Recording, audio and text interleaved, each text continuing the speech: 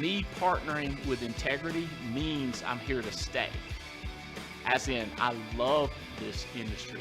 I'm more excited about it than I have ever been.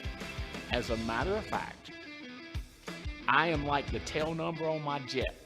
I'm in 24/7. Are you?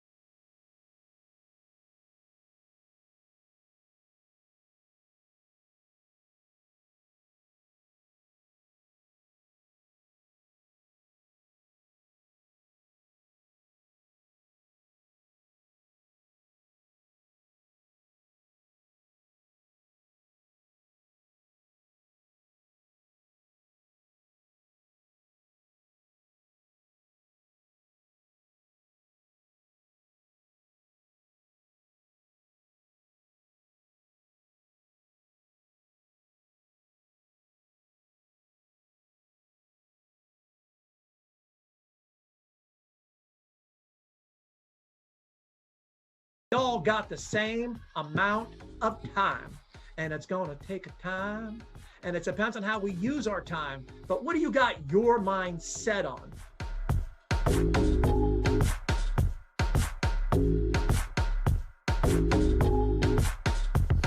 What do you got your mind set on? I love what Ray said earlier, and that's why Mike had her say it, because it's what you got your mind set on is what you're going to get. And she's got her mind set on agency manager by the end of November. And it's going to take time, and it's going to take money, and it's going to take patience. And Mike, I love that I have an opportunity to be a partner with $1 billion company. I said it at the agency managers meeting in Tampa. I was glad to hear your wife repeat what I had said at one of these meetings, I think at TWC about a month back, because it resonated. And it is something that's major, and all of us have an opportunity to grab it.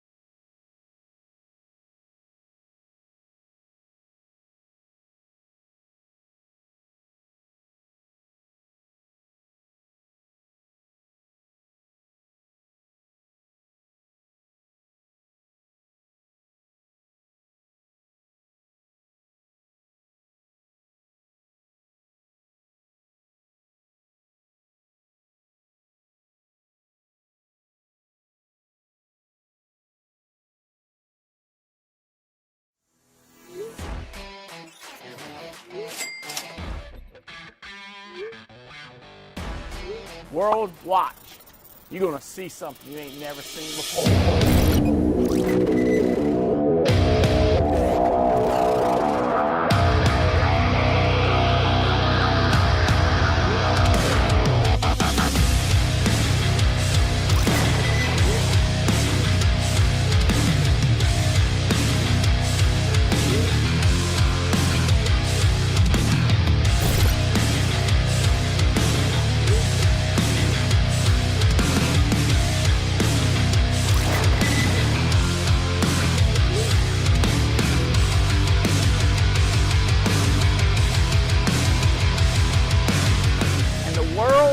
It's about ready to see what the Alliance can do, baby.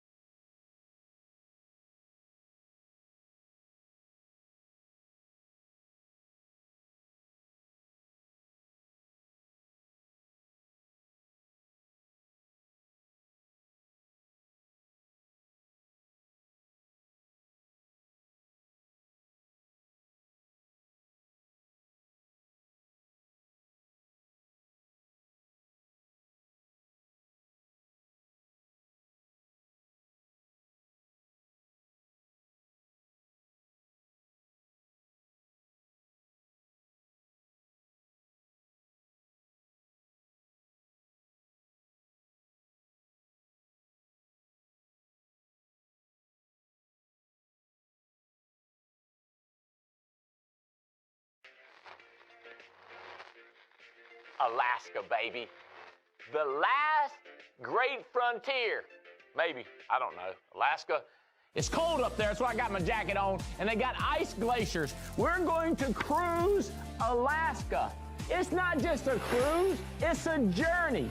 The ovation of the seas. We are going cruising. And where are we going while we're cruising in Alaska? Juneau. Yes, I know, it's Juneau.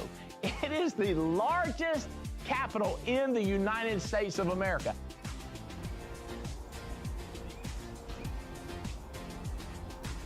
You're gonna see orcas, you're gonna see humpback whales, you're gonna see them sea dogs, you're gonna see the sea sails, you're gonna see everything up in Juneau, because Juneau. Have you ever been dog sledding? You get on the back of the sled. Or you're down like this right here. You like this right here. There's a country song that says, if I never get to see the Northern Lights, I bet you go on this cruise, you're gonna get to see the Northern Lights.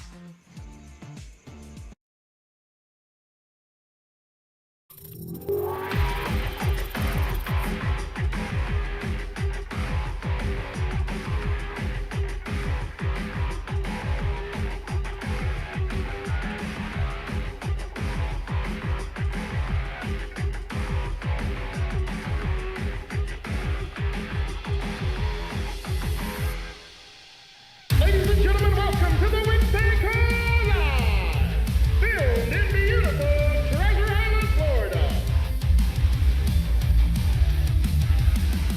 Now, let's hear it for our host, our President and CEO, Andy Albright.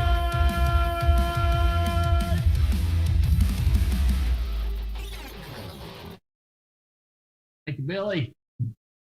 Appreciate that intro. God, I'm so engrossed in all these leaderboards and seeing what's going on, statistics, because y'all might have heard me say this before.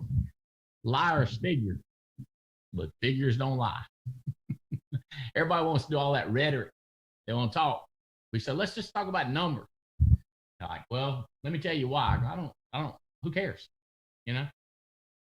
We're trying to put the numbers up. We're trying to win. We're trying to get, hey, I'll give you a number. The stock price. When you become a partner with integrity, you trade your equity for stock. The stock price is going through the roof, baby. It is smoking. Why? Because we're acquiring other companies, and all the companies in integrity are growing like crazy. So you got exponential growth, and we got the COVID factor. All the other companies, they won't say, well, we'd like to have a COVID exemption. We killed it during COVID. I mean, it kept growing during COVID. So we got that on top of the fact that it's growing, on top of the fact that they're still buying company. They got them lined up. So that's good news. That's a figure for you. It's going through the roof. Exciting. Let's see who we got on here. Rodriguez. Woohoo. Brandon Manley. Woohoo. Bill Krause. Woohoo. And Beret, are we looking for your Jake Beret? He gonna make it? No, he's on. I think he's waiting to be promoted. He's around an appointment. All right, we'll get him. He'll get to him. Diane Lampy, Dallas, Texas. Possible he's listed as Norman. Yeah, probably Norman Joseph. Jake Norman Joseph. No. No, Norman. I don't know where that. Norman. I don't know. Bel Air, what's up? Everything's going good, buddy. How you doing? I'm ready for some time management by Brian Chasey. I think I need to get more done in a day. I think I'm gonna get something out of this call. You know, last time I just got beat up when you talk about how to get rich. About if you're in your car listening to country music, you ain't gonna be worth nothing. I said, oh, I had to start listening. I got me some audios, new audios. Started listening to some war, leadership, war audio. I got fired up listening to it too. 40-40, baby. Woohoo! I'm drinking it. You're drinking the Kool-Aid. I'm drinking the 40-40 juice. There he is. What's up, Jake? Hey, I'm going to go to these leaderboards because a lot of y'all's names are on them. And we got some good stuff going on. I got some questions I'm going to ask each one of y'all. We got 27 more minutes before Mr. Tracy jumps on here. We're going to start out 40-40 Club. Megan Wood is submitted this 6 different times.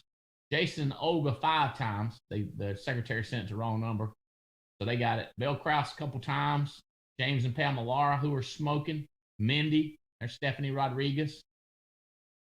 Jared Gonzalez. Sabrina Floyd. Oh, Jared's killing it. All right, there we go. Alfonso. Jake and Beret. All right, scroll down past this. 40-40. All that is talk to 40 people about insurance. Talk to 40 people about opportunity. I can't express to y'all how many people think they're doing something and they just ain't putting up no numbers, and they think they're using the activity card and they think this, they think it's just the numbers don't lie, man. I'm telling you, it's simple. Pie in the face contest. Bell and Jay Krause, your team members wanted me to reach out to y'all and see if y'all could contribute something. Mike and Carrie Williams, your team members would like for you to contribute something, contribution. So whatever you got to do. Good job, Manley. Good job, Haney. Good job, Edwards. Good job, Mike Marisi. The team needs you guys. This is added unique writers, added personal producers in the company. That's what that is. All right, next. All right, we had 2 more people win a trip. Debbie Ben won. Mike and Michelle Alleman earned an Alaskan cruise. Woohoo! All right, that number continues to grow. All right, other people close. They close. We got some close. Come on. All right. Megan Wood won as a manager, and let's see who else won as a manager. Scroll down just a little bit. There you go, right there.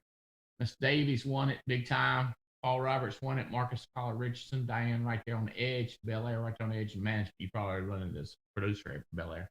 All right. Scroll it down. Oh, cash.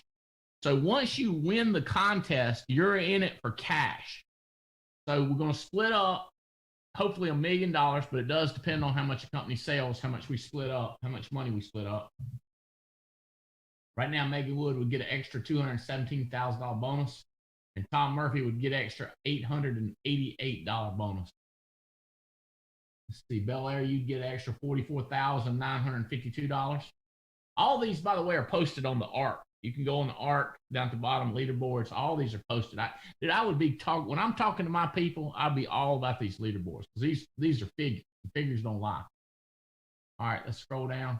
Jake and Bell will get $81,000. Keep going. All right, this is a $100,000 bonus we're giving away based on how many organizations you bring to family reunion. And I'm getting more and more excited about this thing. Tim Goad's fired up. He says his little girl is fired up to come in and sing and put on a concert for us. And she just had a birthday. I think she turned 22. She's going to put on a show.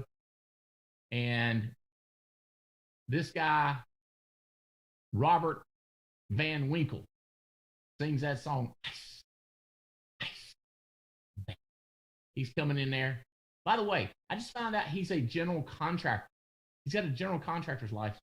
This guy is a worker. He is a stud. And he's got a lot of money, a lot of cars. He's building a 200-car garage close to his house so he can keep all his toys where he can look at them more because he spread them out among houses.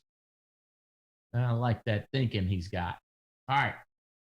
So the number of organizations you have there, we're going to give out cash. Right now, G. Chris Robinson, that's the guy on your Bel Air. Is that true? Does he have 11 organizations? And counting. He's adding? Yes, sir. What is he doing? Does he want to go partner? I mean, what is he thinking? He wants to go partner. He's taking the lid off this. And he's got that organization, the O-Bars, that are on fire. And they're up in there too in the top 25. Oh, yeah, they're number 21 right there. On track to win an extra $1,000. $11,000 structure and 5 legs there. I think they're going to grow. Oh, yeah.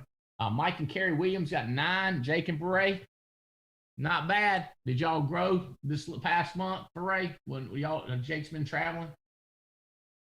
Yeah, he was out in New Jersey, and he was running appointments with Anthony. And Anthony, I believe, they had a team of like 6 people out there that Jake went to dinner with. So we're excited. I reckon so. 7 different organizations. Him and Rogers have 7 coming. Mark Muller 7. John Thornton 7. Buck Rollins 7. That's Diane Lampy's guy right there. She says he's on fire. Megan Wood has 6. Look, Megan Wood has issued 164,000 and has 6 organizations coming. Yeah. Lua Body. Wait a minute. Let me back up. Janina has 6 legs coming and she's issued 60,000. Lua Body's issued 46, got 6. Jan Miller's got 6. Tim and Nikki Long got 6. Steve Memoritas got 6. Paul Jara got 6. Stephanie Rodriguez 5. Marty Doge has 5 coming. Danny Johnson got 5. Mia Fennell, Dalen, Michael Gerard. That's a new guy down under Davies, down under Hutch. He's got 5 organizations coming. Brand new, on fire. There's James and Cherish, Diana, Alan Ellen, Stan the Man, Alan Hooley. Is that it? We got any more? Go down just a little bit more. Alan Hooley. Yep, that was it. Alan Hooley. And then Mark Hutchinson is close. He's got 5. Annette Hare, close. She got 4. That's another one of yours, Belair. Yes, sir. Your business must be on the grow, Bo. We're trying. This is good times in. Belair, would you talk about, can you pull up his picture? Yeah, that picture of his car. I want y'all to see how crazy this guy is. Tell us about that car and how much money you made off of that, Belair. Well, I can tell you, Andy, that car is my company vehicle. And I wrapped it about 2 years ago, maybe 2.5 years ago, for $2,000. And just the other day, a lady saw me on the street driving, and she called me up and says, "You roll 401ks?" I said, "Yes, I do, every day." And she came to my office the following day, and I rolled $60,000 of hers. And that paid for the wrap again and again and again. So that one sale was pretty good. I stopped keeping track with my car magnets I used to have and my car decals I used to have when I first became an agent. But I would tell you now, at least in the 13 years I've been here, my vehicle presentation has made me well over $100,000, at least over $100,000. No doubt. In the very beginning, Andy, when people called me out of the blue, I would say, "Where'd you get my number from?" And they would say, "At a stoplight. I saw your car in my neighborhood, this and that." But, I stopped doing that, but I know it's been over $100,000. Now you just take the call and just sell them insurance. I just move forward. I don't need to track it anymore. I know it's working. God, that is crazy. She really liked the license plate. That's what also got her, because she's a Christian from a church, and there's a song that I've never heard, but it's "Before You Die, Find Christ." And she said she saw that license plate and started singing that song and called me. Before you die. Better call me before you die. I can't help you when you're dead. And let me tell you something. The IRS cannot say you are not using that car for business. No, they can't. I mean, that's 100% right there, man. That's all in, baby. So right now, Belair is coming for number 1 in the country. He has moved from number 20 to number 4 in the United States of America. I'll show you that in a minute. And he's got 3 different organizations that are into money for bringing legs to the family reunion. And he's one of the top annuity writers in the country. So just take a minute or two about how you find annuities, but not just from your car, I guess, but that's got to be one of them. But leads and what are you saying, and kind of give us a quick rundown on your annuity production while it's going through the roof. I want to say one thing real quick, Andy, first. You said I've come from the rear. I hate the rear, okay? I'm not a rear guy. But I want to tell you why. For about 10, 11 years, I had this ignorant internal pride, I guess you call it ego, that I could be in the top, that I could be in the top 10 Listen to this, Andy. Listen to this stupidness. I could be in the top 10 and spend less than anybody, don't. Well, last year, man, I saw myself end up in the 20s, and I went like, I missed the freaking Rolex. And then I'm hearing these people say, I spend $1,000 a week on leads. I spend $1,500 a week on leads. I spend $1,200 a week on. I'm saying, well, damn it, Eric, what are you doing? Only spending $350 a week on leads. This ain't gonna do it anymore. Competing with the Yankees and competing with the Beret and her husband, competing with Megan Wood. So I said this year, I'm spending $1,500 a week on freaking leads, and I'm gonna still get everything else I get with referrals and drive-bys and all that. But that's the first thing I want to say. You better invest, because it's not easy to digest being last. And I don't want to be last, because it isn't a blast. Anyhow, talking about annuities, I guess the one thing, Andy, is, and I think the car proves it, is I'm an awareness guy. You've taught me to be an awareness. I loved your training in the past about chief reminding officer. I'm an awareness guy, and I got to tell you, it's a two-way street. Clients need to be aware of the products we offer, and we need to be aware of what the clients have when it comes to retirement. So we're talking specifically about annuities. If you're not asking the questions to become aware of what they have, then you're never going to get it protected. And if they're not aware that you have the ability to protect it, you're not going to protect it. Just to give you a quick synopsis of what some of the annuities I wrote this year, 100,000 came from a referral. The lady got her sister to call me, and one of them, it's a two-prong approach. She got two products. They're going to go 100,000. One of them just got issued. The other 50 will get issued by the end of the week. 60,000 came from my car decal. 40,000 came from a Medicare lead. 180,000 came from a current client who lost their spouse. 300,000 came from a current client who lost their spouse. But they were aware that I could protect their money, so they called me when they lost their spouse. So that's what I got to say, Andy. It's that awareness. That's good stuff, bro. I love your car. I love you spending money. My university, I was on a jet with the chancellor, and I was talking to him because I know how they are. And I said, y'all are spending $1 trying to raise money, and y'all raise 10. It's an example, $10. And y'all are proud of the fact that you only 10% is the expense. Well, our competitive school, they spend $4 and they make 40. No, it's not even that good. It's like they spend 4 and pull in 20, or like $25. We say, I'd rather do 1 and net 9 than spend 4 and net 16. Like, what? And so I asked him, I said, what is wrong with us? Kind of like if I went to you and said, if you spend more money, you make more insurance and your net would go up. And guess what he said? I mean, I'd never did this. The government does not want him to take government money and raise private funds. I said a non-political term. I said, and it ain't stupid. I said, that is stupid. And I said something worse. And he was like, yeah, well, I said, well, y'all got to figure this out. You know what I mean? Like, it'd be like Bobby telling you, you can't spend money you make from insurance to make more insurance. Well, what? Why can't I?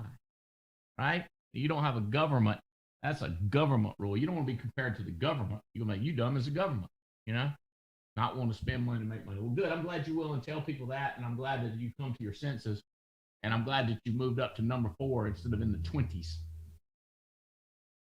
Maybe somebody else will hear this advice and they'll be like, oh, it's stiff competition up there in the top 10. Go back to my leaderboard, will you, Tia? I'm gonna get some more. I don't see. I think Stephanie Rodriguez is up there in the high level. Okay. All right, here we go. Scroll down. Here we go.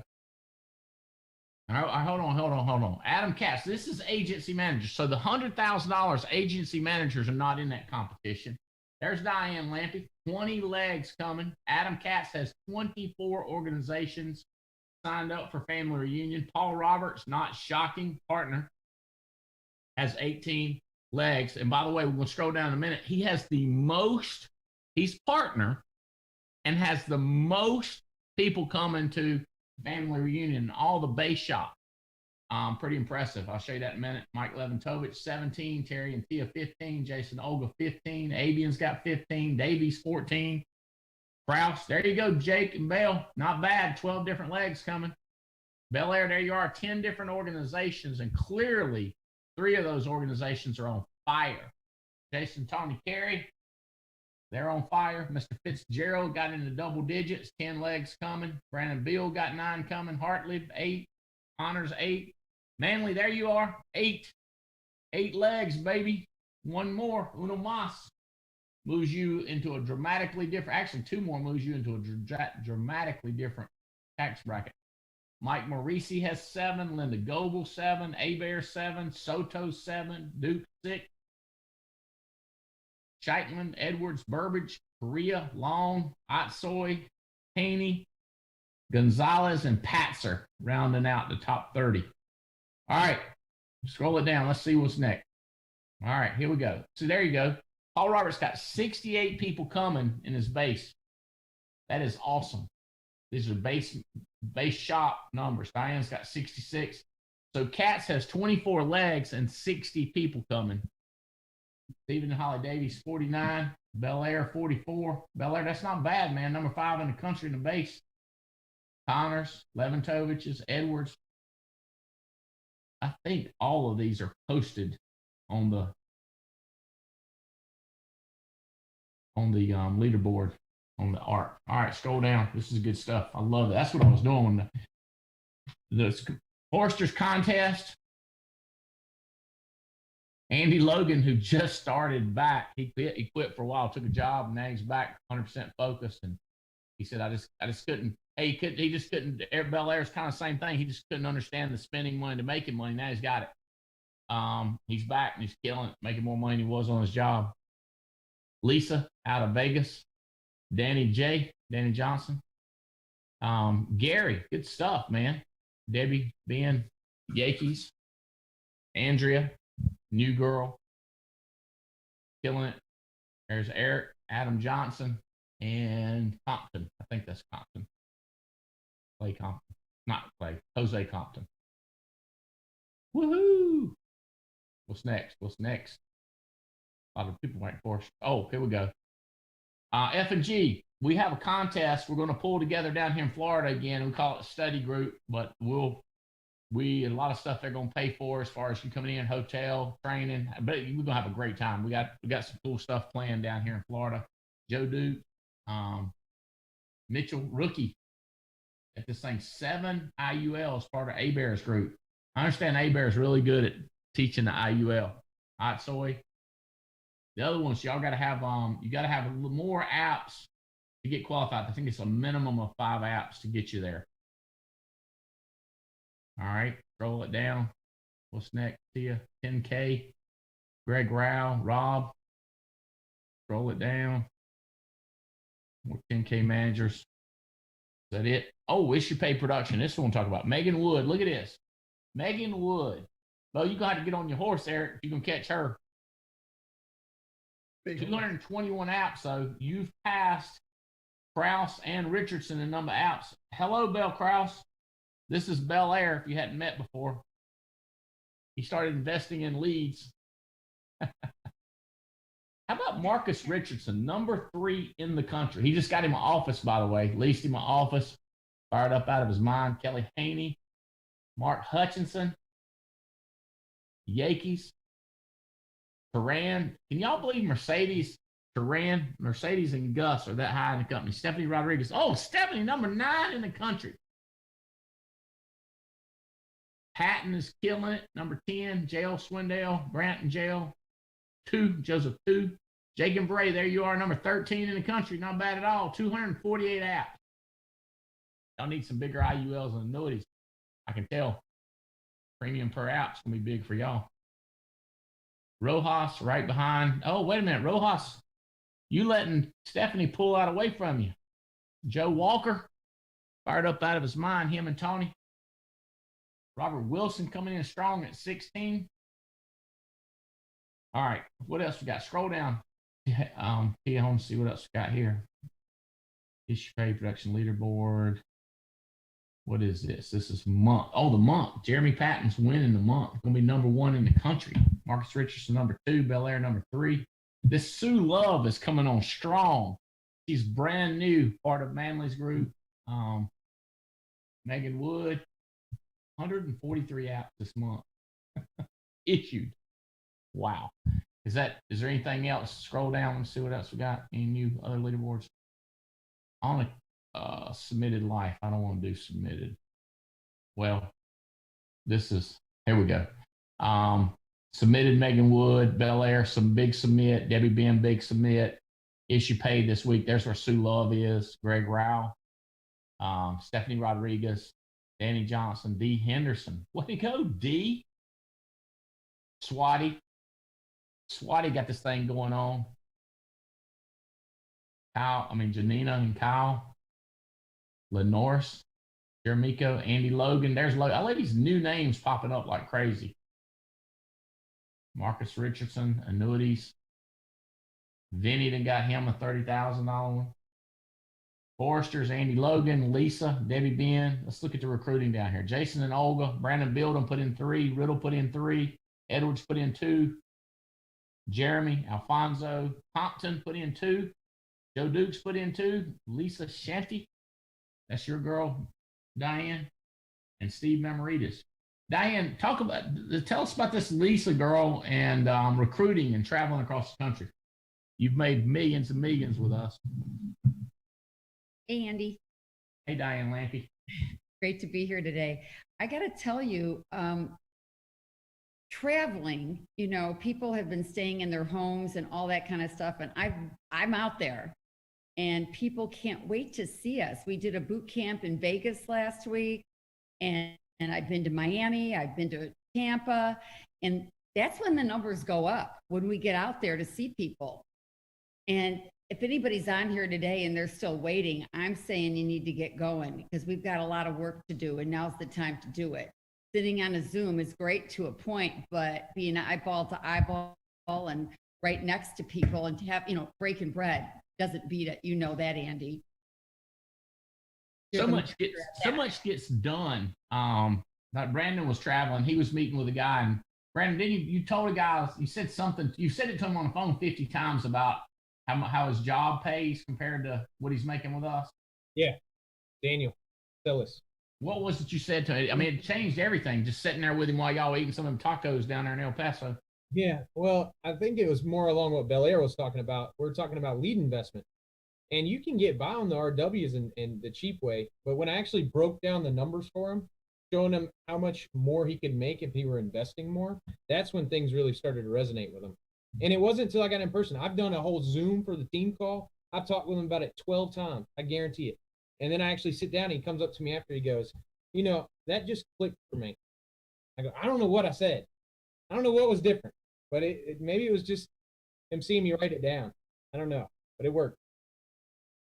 Good. That's what Diane's talking about. That's what I'm talking about. It changes everything. Hey, Rodriguez, you were telling me the other day, first of all, congratulations on your numbers and being so highly ranked in the whole United States of America. You were telling me that American Amicable, you like them, the way they're issuing business and just easy to work with. Will you tell everybody what's been your experience with AmAm? Yeah, absolutely. Thanks, Andy. Thanks for having me on. They just have a lot to offer. The biggest thing that I've been using with them is their Universal Life Express.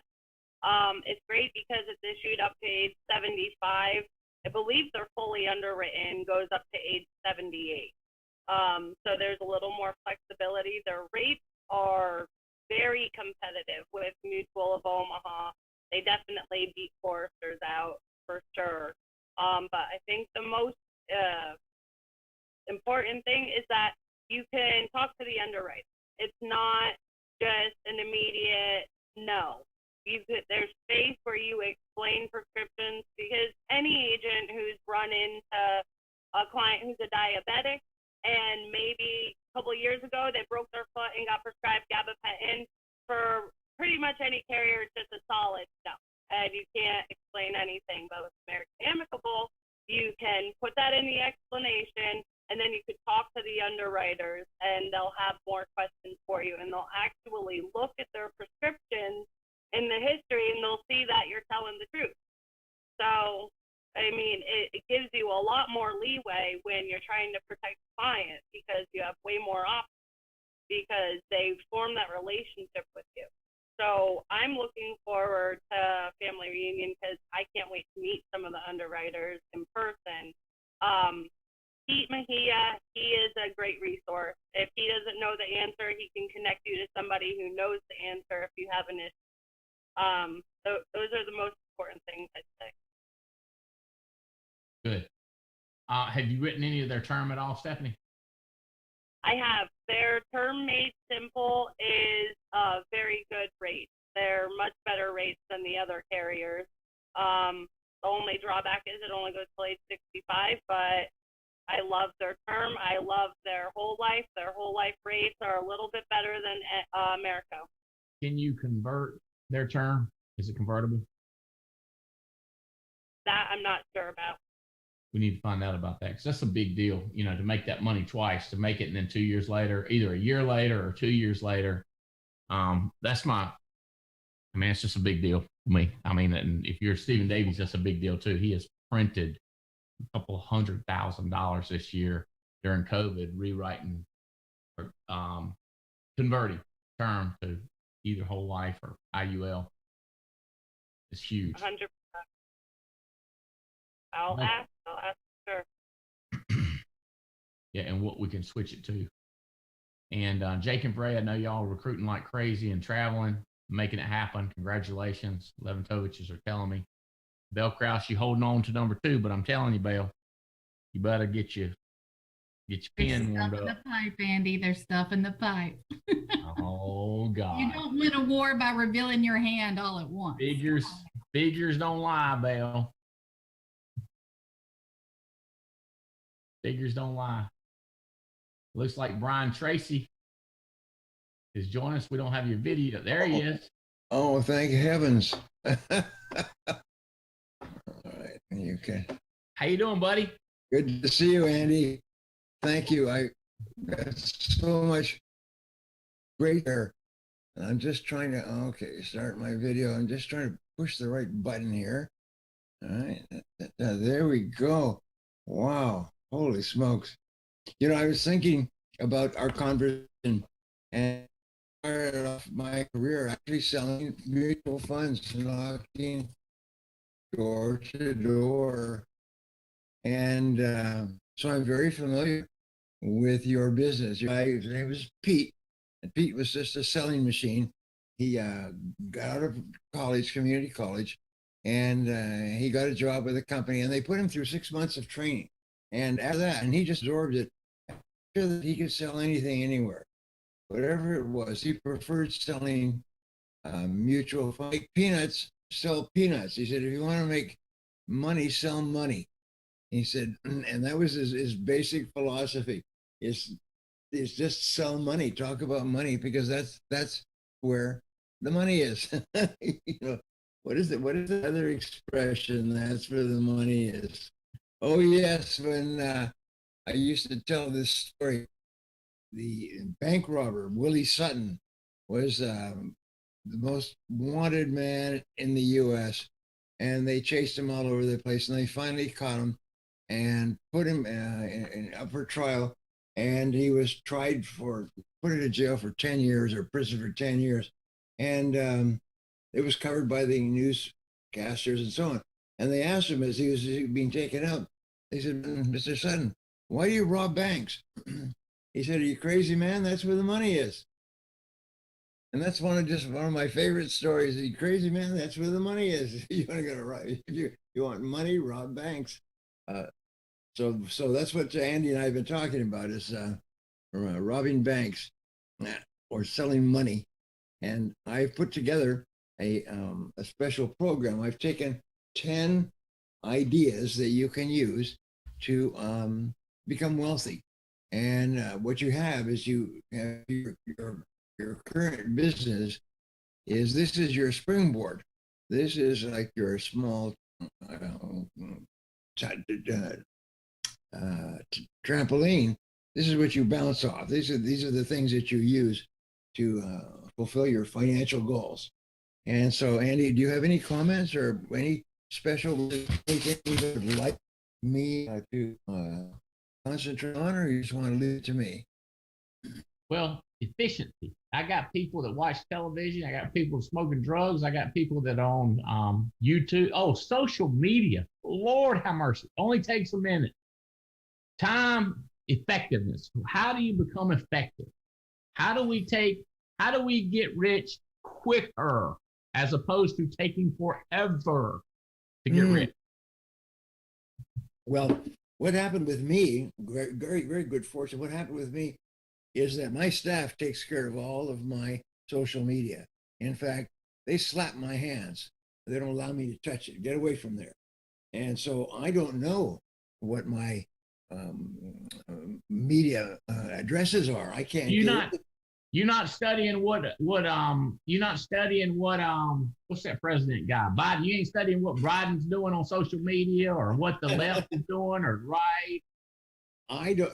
This is my social media talking to you, and just spending time with you. You said, well, you get onto your Facebook. I don't have a Facebook. They won't allow me to have Facebook. How about Google? All these various accounts, they won't allow me to have them, and so I don't. So I'm talking to you, and this is you're making money. You're making money. That's what you do. I know. I done figured you out. You a money making machine. If you selling insurance, you'd be richer. I'm gonna tell you that. I know you're pretty rich, but if you selling insurance, you'd be richer. Well, I don't know about rich, but I like the thought that I'm well off. Well off. My kids say, "Daddy, are we rich?" And I say, "No, we're not rich, but we're well off." And so, because I don't want them thinking, and when in school, that their parents are special in any way. What we are is hard workers. And the thing about Andy, and the reason I'm so happy to be with you guys, is that you guys are hard workers. And so I love working hard, and then I love hard workers, because with hard work, the whole world opens up for you.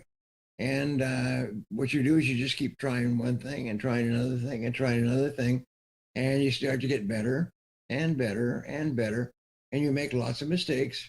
I mean, I unfortunately I lost a lot of money making mistakes, and I was in a conference the last couple of days, and we're talking about, what have you learned that's help you? And what I've learned is my favorite lesson is called due diligence. Due diligence. And due diligence is where you carefully inspect every detail of the business. It's the key to financial success, key to business success, key to everything. Just inspect and study every part of the business, and don't take anything for granted. And what I did is I got into an investment, real estate, with another person, and this person did me wrong. And if I had done a little bit more research, I would not have made those mistakes. But I was so busy. I'm busy. I'm a big shot. Speaking to big audiences and things like that. So I don't need to worry about all these little details. Yes, you do. And all the best business people that I know, and I've known millionaires and billionaires now, these people are very cautious. They're very careful. They're friendly, easygoing, but they check everything, and they double check everything, and they have everything double checked behind them. And that's why the best is they take the time. They don't think I'm too good to check all these details. Yes, you are. No, you're not. Anyway, so I put together a seminar to help you to double your income. And if that's not enough, I've also put a seminar on top of that to triple your income. And if that's not enough, then I'll show you how to quadruple your income. You just tell me what you want. And I've had so many great experiences. Most of my audiences, I have spoken to more than 2 million salespeople. I've done seminars, large and small, all over the world.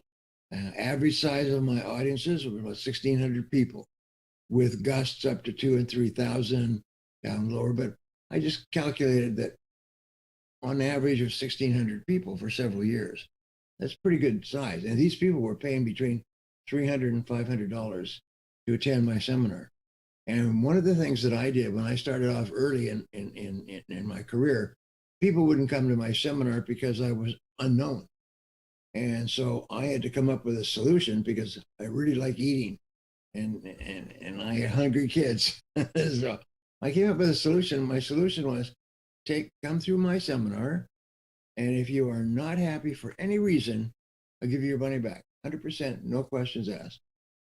And that seemed like a good deal because my thought was, you should not have to pay if you're not happy. It's real simple. And so what I did is I gave an unconditional money back guarantee. And I have sold tens of millions of audio programs and video programs and seminar attendances and multi-day functions like my what we call the Speakers Academy, where I take 12 people and I take them for 3 days into my office and I give them an intense drilling on how to be a professional speaker. And every person who's ever been through that program comes out of it shining. It's almost like they've been doped up because they're so happy because the program is such a good program. And so I tell them, I saw other people were saying, come to my program, and if you're not happy after the first day, you can have my program. You go to the whole program, all 3 days. And at the end of the program, if you're not happy, you can have your money back. And so, because I wanted them to get the whole program. And it's worked out wonderfully well because nobody ever asked for a refund. That gives me an idea. Our family reunion, our seminar coming up, we're going to do a guarantee. Same thing. If you're not happy at our family reunion, we're going to do like Brian Tracy. We'll give you every dime back. But you don't have to pay them back, Brian, because you'll be speaking there. You're going to be speaking there, but I'll pay them back if they're not happy. But I'm going to be not happy with you if they're not happy. Well, see, the thing is, I use what I call the restaurant analogy. If you go to a restaurant, here's an issue with regard to branding. And branding, what is branding? Well, the branding is the promises you make and the promises you keep. So therefore, every one of you, when you are working with a prospective client, are making promises to that client. You're saying, if you invest with me, if you follow my advice, then you should get these results and benefits afterwards. That's my promise. So we say in branding, it's the promises you make and the promises you keep. This to me is one of the most important things I ever found in my whole life, is the promises you make and the promises you keep. So if you go to a restaurant, for example, you go into the restaurant and the restaurant has a sign that says, come to my restaurant, that the food is good. Or they don't say it, but that's what they imply. They imply that if you come to this restaurant, you're going to be happy with your results. And so that's their job. Now, if the food is no good, you can't possibly expect the restaurant to charge you when the food is no good. So basically, all of business is promises. My promise is that if you come to me, I will fulfill your desires. I will give you excellent food or excellent clothes or excellent financial services. And that's my promise. And if I don't give it to you, you should not be expected to pay. You should not be expected to pay. And have you ever been to a restaurant, and you all have, you go to the restaurant and the food is not so great. It's overcooked, it's undercooked, it's something. And the manager comes by and says, how's everything going? You say, well, really wasn't that good. You know, it was overcooked or undercooked or anything else. In a good restaurant, the restaurant manager would say, I am so sorry. Let me take that back and get you something else. Have you had this? That's what, yes, of course. That's what good restaurants do. They take it back. What else would you like? Would you like something different? Would you like a different dish or something? In other words, a good restaurant just jerks it off the table and brings you something different. Why? It's because they made a promise. Promise was that if you come all the way downtown here and park your car and come to my restaurant, I'm going to take care of you and give you good food. And if I don't, you should not be expected to pay. Well, I love that metaphor, if you like, is the restaurant metaphor. Is if you come to my restaurant, I promise you that I will deliver satisfaction, that you will be happy afterwards. And really, you and I, in this business, we're all the same way. We're making promises. We say, you come to use my services, my promise is you'll be happy afterwards. And if you're not, you should not be expected to pay. That's business people in any business are all absolutely clear. That my job is to fulfill my promise. I made a promise to you, and that's my promise.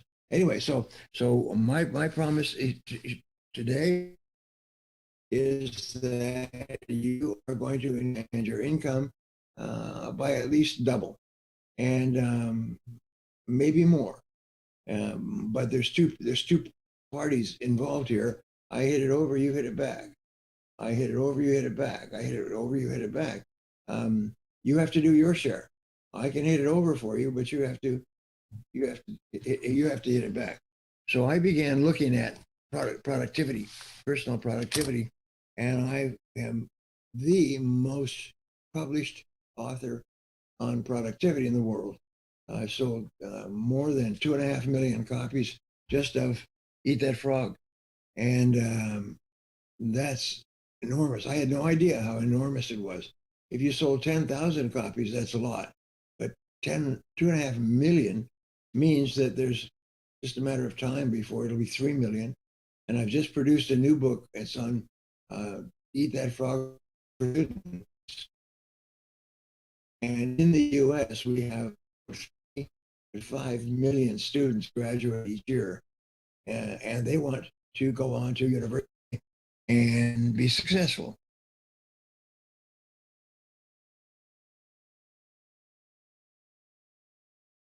And so if it is as successful with students as it was successful with adults like yourselves, then I'm probably going to make another $1 million. My commission is about 15% on a book. And so if I make 15% $1.50 for each book, which is about the price, and I should probably make another $2 million from the book. Wouldn't you think? Yes, sir. I think you will. So that's what we're going to do.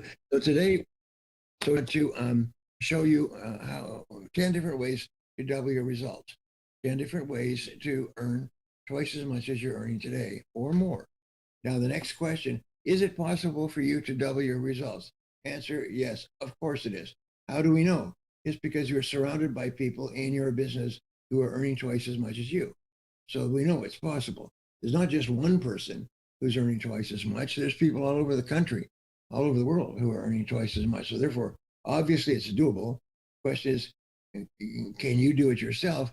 And the other question is, how fast? How fast can you double your income? And so since you're surrounded by people who've doubled their income, you might as well do it yourself. I mean, why not? Join the crowd. And so I put together, as I made myself a sort of an expert in time management. I've picked up little things. So let's begin. I'll go through these. Please take notes. Write down these notes and we double your results. So the first question I ask is, what is the highest paid and most valuable work that you do? What's the highest paid work that you do? And this is just a fun question. And the answer is thinking. Thinking is the highest paid work that you do, because thinking, the quality of your thinking determines the quality of your actions. The quality of your actions determines the quality of your results. The quality of your results determines the ultimate quality of your income. So therefore, always thinking. When in doubt, think. The smartest and most successful people in our world are the best thinkers, and they take the time to think. There's a wonderful story that I like to tell about Einstein. And Einstein was said, if you had 1 hour, if there was a great emergency about to strike the world, and you had 1 hour before the whole world was destroyed, how would you allocate that 1 hour? And Einstein thought about it for a while, and he said, well, if I only had an hour, I'd spend 55 minutes analyzing the problem and 5 minutes taking action on the problem. I would say spend 55 minutes thinking about the problem. And always think about that. Always, when there's a big problem, what average people do is they act immediately. I call it the switchblade action. Whack, they move quickly, they jump quickly. But smart people like Einstein, they say, oh, slow down, stop, let's take a look at this. And if you have more than one person involved, then 2 or 3 or 4 of you discuss this. What exactly is the situation? I spent all of my junior adult life studying military leadership, people that achieve great results in great battles and conquer the world. People like Alexander the Great and Hannibal and Caesar and great leaders throughout time. And you'll find that they are very good at thinking. They take a lot of time. I was working with General Norman Schwarzkopf, who was in control of Desert Storm. And he brought in the top generals from each of the various countries that were contributing to defeating Saddam Hussein. And they would get together every day, and they would just talk for 5 or 6 hours.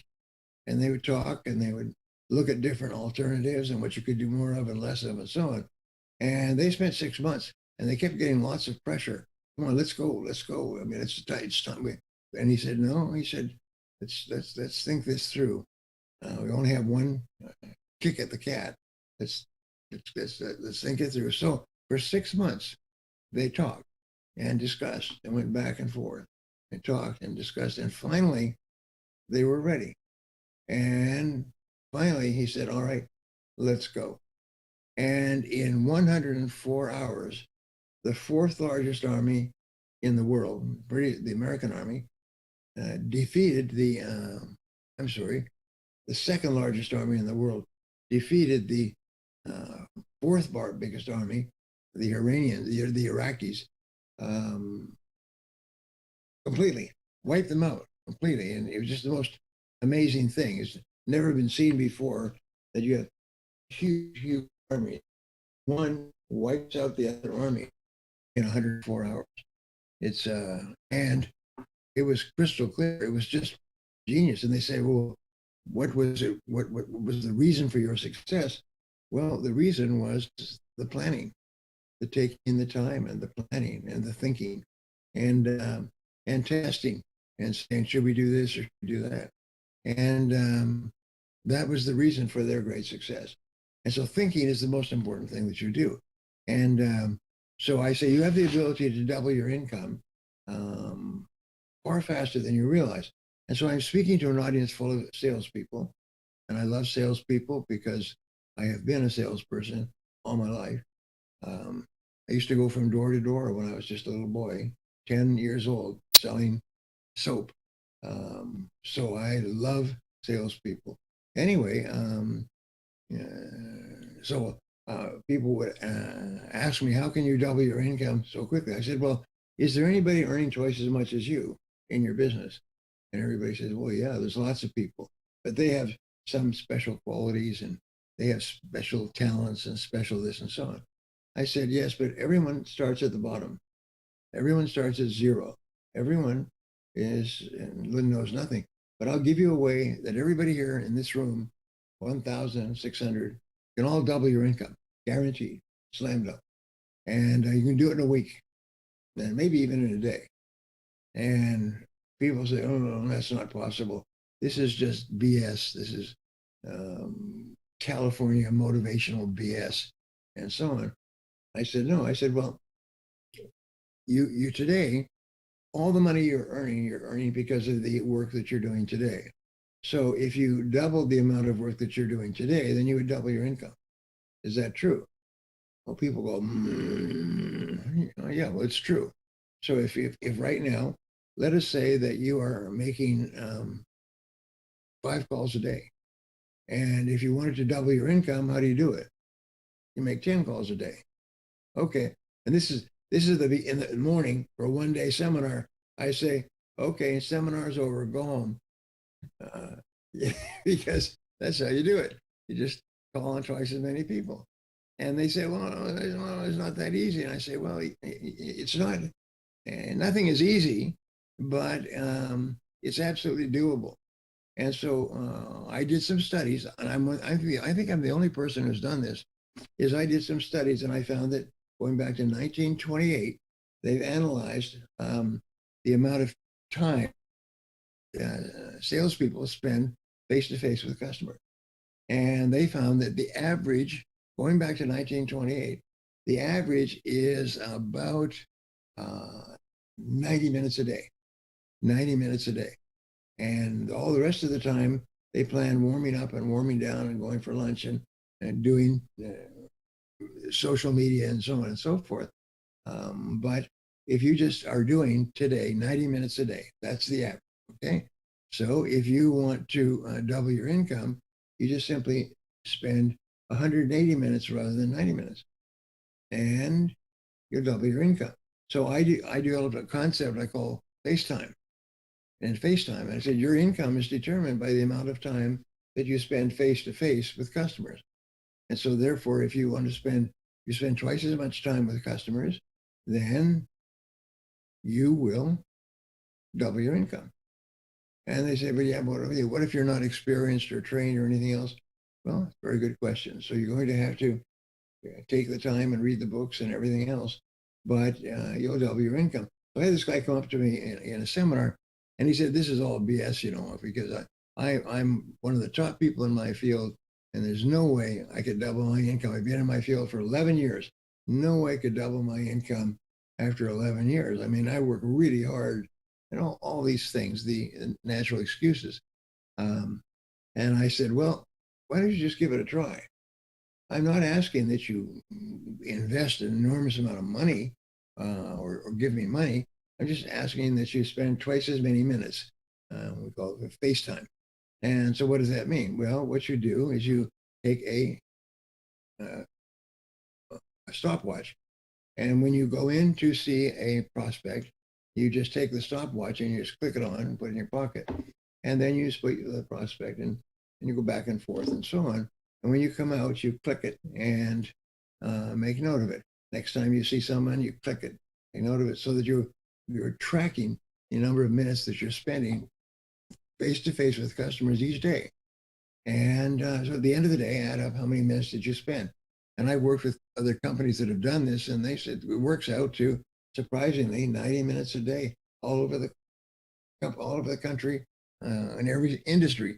It's 90 minutes a day. So now what you do is you set a goal to increase it to 180 minutes.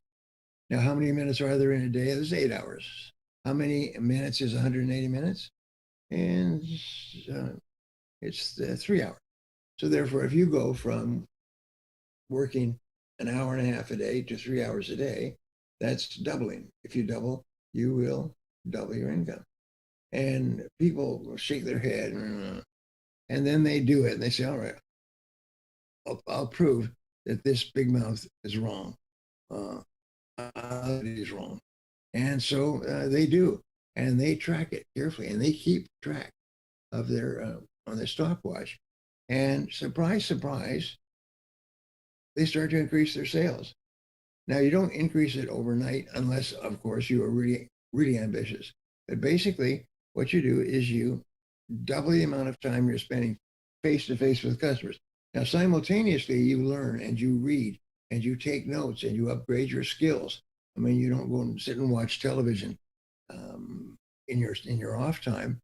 But what you do is you just keep increasing the amount of time you spend face to face with people who can and will buy and pay with reasonable period of time.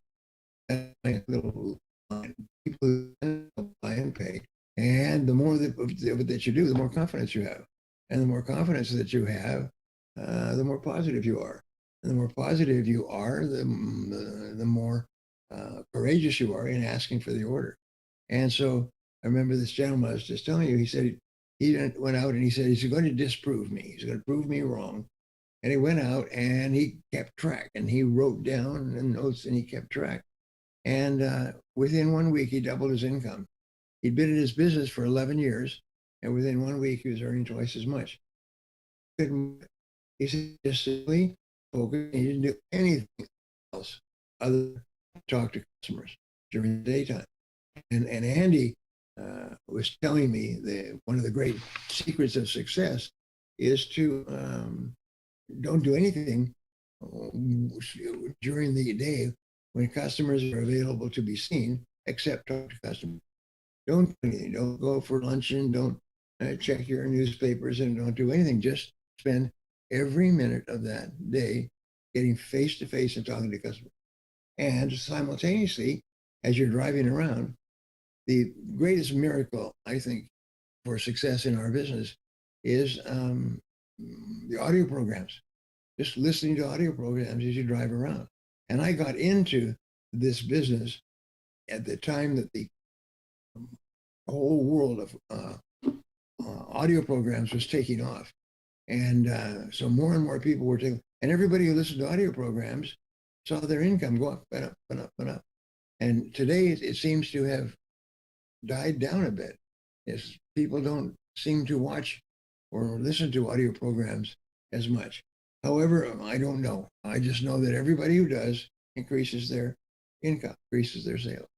And so I started to produce audio programs loaded with content, practical things. I call it, like in the military, now do this. Now do this.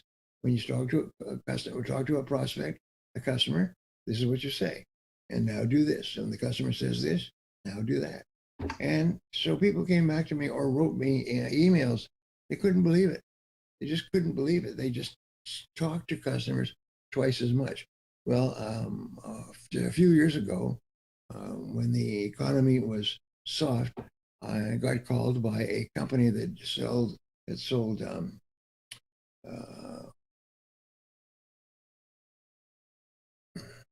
their product was people advertising for radio, television, and media, and they produced numbers. And I called them up and they said, we'd like to have you. It's our annual meeting. We have about 300 salespeople, but you have to know that it's a really tough year. Sales are down, the market's down. I said, well, you know, your salespeople are only working 1.5 hours a day.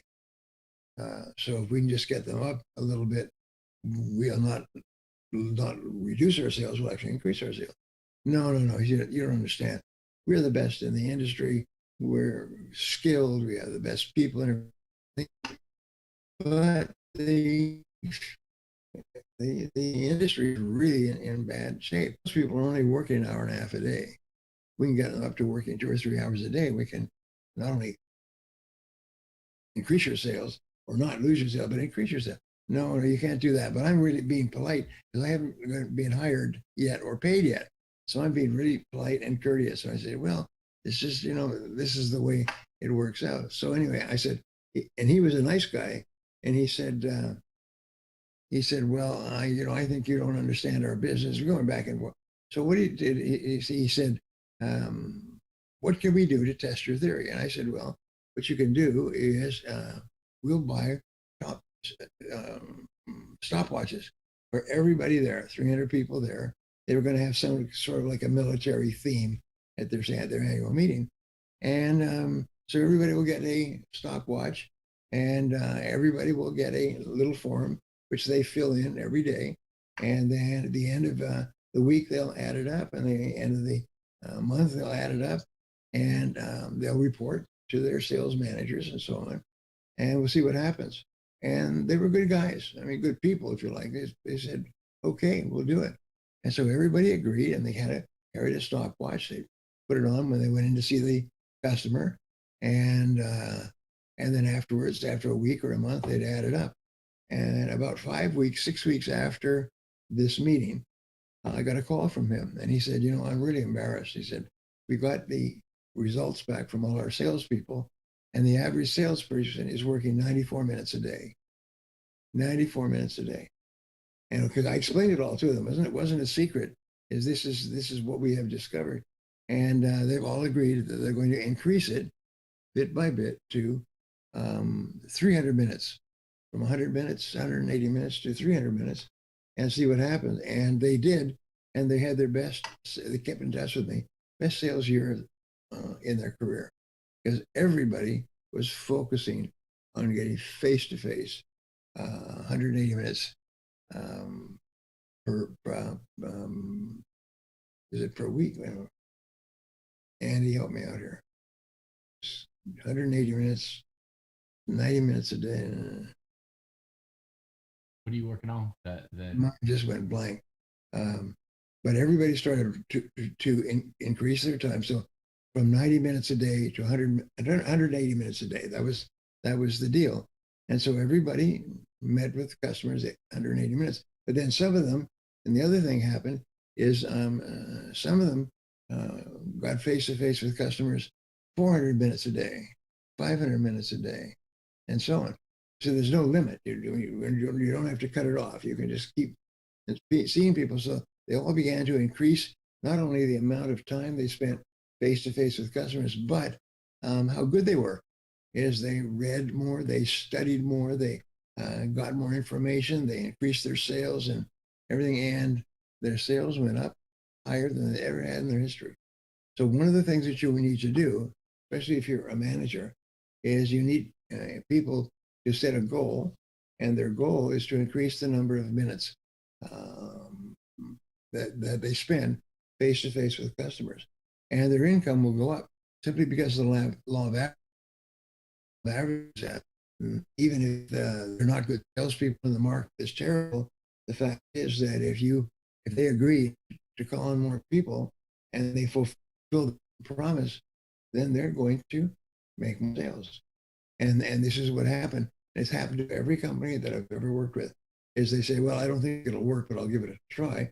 I'll go from seeing 2 people a day, which was the average. And in the US, the average salesperson sees 2 new customers a day. And so we'll increase it to 4 per day and see what happens. And sales just exploded. And then they'll increase it to 6, and then we'll increase it to 8, and they'll get their sales up. And they were just absolutely staggered. They could not believe how easy it was. And the wonderful thing of all is that if you keep calling on more people, you get more skilled at calling on people, more skilled at getting the appointment, more skilled at asking the right questions, more skilled at every part of the sales process. And so these people who had been struggling away, suddenly they're just breaking records. And you guys can break records if you use your time well. So going back to what we said, that thinking is the most important thing that you do, as your ability to think and why, and also the number of minutes that you spend face to face. We say head to head, knee to knee, heart to heart. The amount of time that you spend is going to determine your income. So if you're earning a certain amount of money with the number of minutes that you're spending today, well, increase the minutes, double the minutes, you double your income. Holy smoke. And it works for everybody because the market is neutral. That's another thing that we learn. The market is neutral. The market doesn't favor you or someone else. It just says if you spend more time with customers, I'll pay you more money. And if you do, and it works. It's so amazing. And then you get better and better, and then you work with richer people, and richer people have more money. So you become more and more skilled, and you spend more time with wealthy people, then you make more and bigger sales. And then people introduce you to other people who introduce you to other people, and it's quite wonderful. Andy, do you have a problem with I have Adobe Flash Player, and I'm just looking at this. It's starting to, I mean, you've had moments that it didn't come through clear, but I would say probably 95% you're good, but it's a couple of times it'll start blurbing.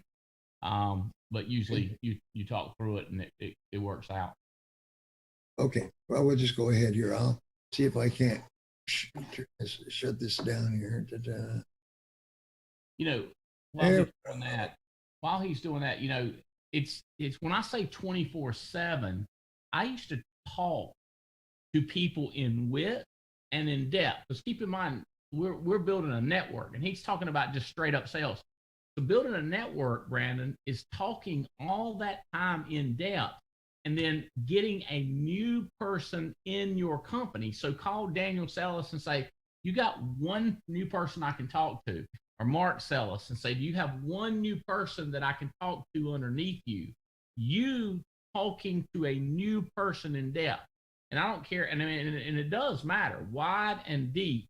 And so a customer is part of your network, not just a person you're going to sell and get a check from. So we're all building teams, Brian, across the country, and everything you're saying applies to building teams also. Everybody you're looking at here, they're top-notch salespeople, but they're also top-notch builders.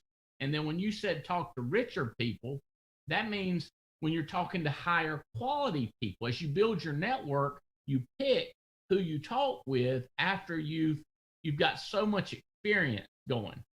So anyway, it's right on track. I love it. It's so simple. And then grab it and growl or get after it. Yes. You got it right. Okay, so moving along, what we've found is that the most successful people are always described as being highly productive. They're highly productive and extremely result oriented. They think about results all the time.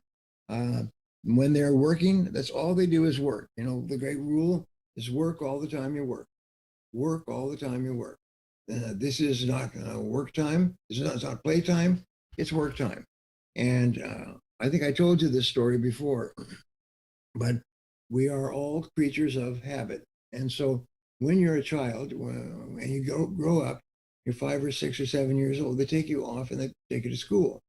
And in school, you're really nervous and shaky, and it's the first day of the school year, and you join up with all the other kids, and you're really nervous, and they take you in, and they introduce you to all the other kids, and you're really nervous, and they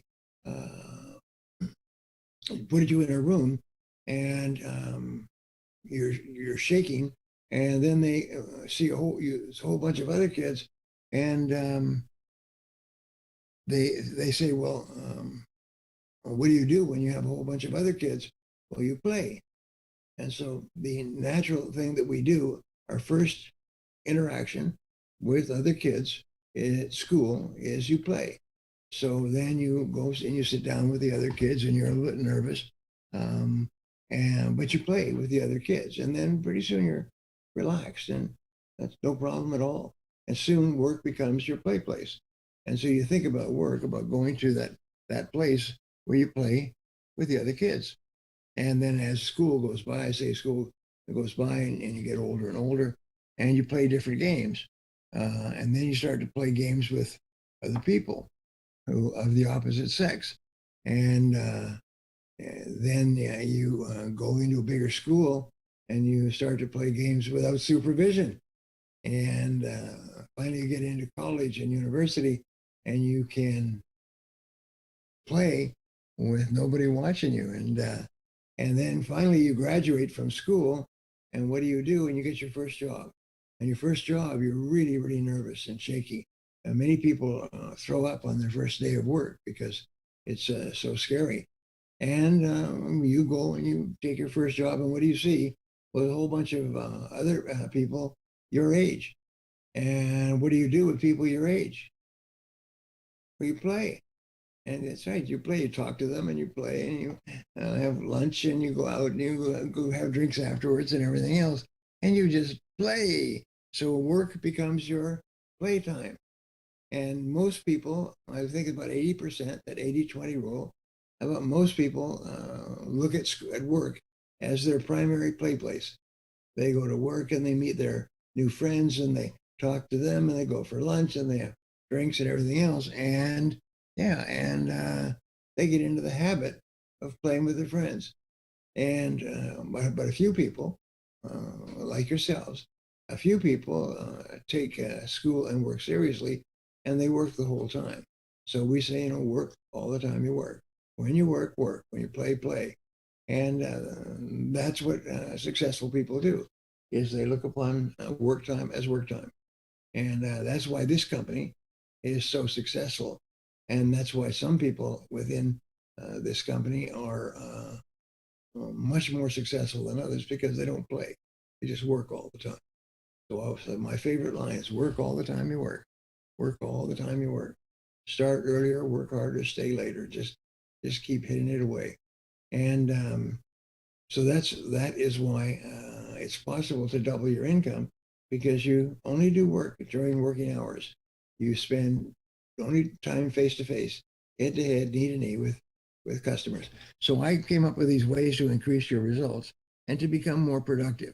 And one of the things I used to say, I said, imagine that your company's having a contest, and this contest is a secret contest. Nobody knows about it. And whoever is the hardest working and most productive wins a huge prize from the company. But nobody else knows that this prize is available except you. So you can win this prize by simply just working all the time you work. And you're the only one who knows that the contest is on. And so this is really great. So you make a decision, resolve today that you're going to be one of the most productive people in your company. You're going to be the most productive person. Now, here's something really interesting, is if you decide to be one of the most productive people or the most productive people in your company, nobody can stop you from being number one. Nobody can stop you from doubling your income. Nobody even knows that the contest is on except you. And so people will say, well, you're not very social. You don't spend a lot of time boys and everybody else. They say, no, I just work. And so this is your income. So here we go. We say, make a decision to become the most productive person in your business. And here's the first key is clarity. You must be absolutely clear about your most important goals. What are your most important goals? And whatever they are, remember that this is work time and it's not play time. And we say number 2 is focus. You must focus single-mindedly on completing your most important task. Is all you think about is getting your most important task done. And one of the things that I do is I say, take your list of tasks to your boss and ask your boss, what are the most important things that I do on this list? And then you work on those all the time and don't do anything else but those. And finally, the third word is concentration. You must concentrate on completing your most important task. Task completion is really the key to success in life. It's not task working on or task working at, it's task completion. And so what you do is you think about task completion all the time. So now number 2 is don't waste time. This is one of the biggest problems that you have, that everybody has.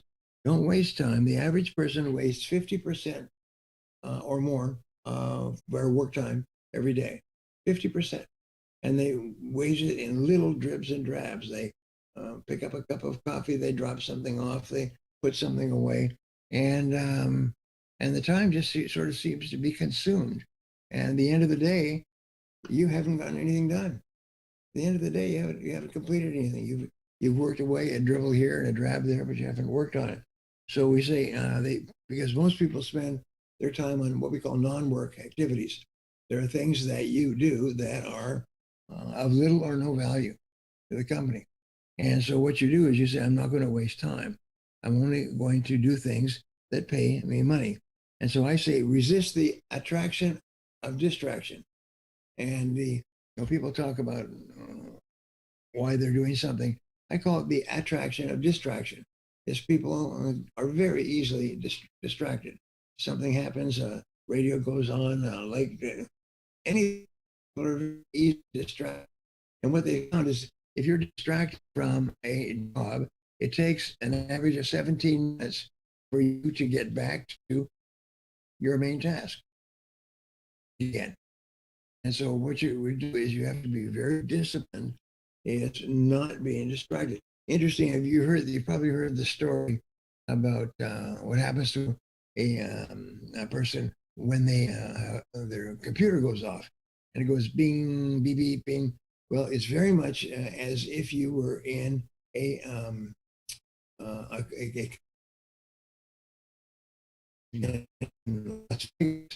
when you pull the button and the button goes off and it goes ding, and you say, what did I win? What did I win? What did I win? And so whenever there's a sound that goes off, you immediately stop all your work to check, what did I win? What did I win? And you find that you didn't win anything, but you stop your work, and now it's going to take you anything. What the hell? I'll go and talk to my buddies and see how they're doing, see how their day is going, and you go and talk, and you lose 17 minutes or more, and then you come back and you start up again, and then the phone goes ding. One of the things I always say, well, I'll come to this. These are my recommendations. Avoid electronic interruptions, email interruptions, telephone messages. Just turn them all off, so that there's no distractions. Things are not beeping all the time and distracting you from your work. And the great solution is leave things off. This is one of the things I learned. Is just leave things off, and if they're on, turn them off, so that you just work all the time you work, and you don't waste time checking your notes. And turn it off, unplug it if possible, so that all you can do is work. You can work all the time that you work, and so leave things off, and if they're on, turn them off, and this becomes your day. And then don't check your email in the morning is the title of a book by a woman in New York. Her name will come to me. And I have thought about that. She says, don't check your email in the morning. I think you can check your email in the morning because you cannot not, but just check your email 3 times a day. And in the morning, check your email, and at lunch, check your email, middle of the afternoon, check your email, and then turn off everything. Shut it all down, so that it's not distracting you.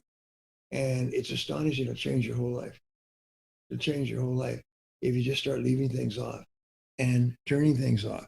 So if you just check your email 3 times a day, and that's all you need to keep current with everything that's going on.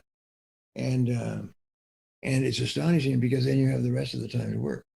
And you're just amazed. If everything is turned off and there's no messages coming in, what can you do? Well, you can work. You can call people. You can make appointments, and so on. What you have to ask is, what is the critical factor that determines my income? And it's the number of people that you talk to. It's the number of people that you talk to, and then that you see, and the number of presentations that you make, and then follow up on. And so what you do is you free up your time. So you do only those things that pay you money, only those things that give you income. And then practice the law of 3. And by the way, if all that we covered today was the law of 3, it's worth the time that we spent together. And I came up with the law of 3, discovered it many years ago. And what I found was that if you make a list I used to have a coaching program, and in my coaching program, I would bring people in once every 3 months, and they would work with me, and we would put them through one full day of exercises, and the exercises were very good. And then people would make decisions and plans and everything else. And they would go back to work and establish goals. And then they would go back to work for 3 months and then come back and we would analyze, what did you do? How have things changed?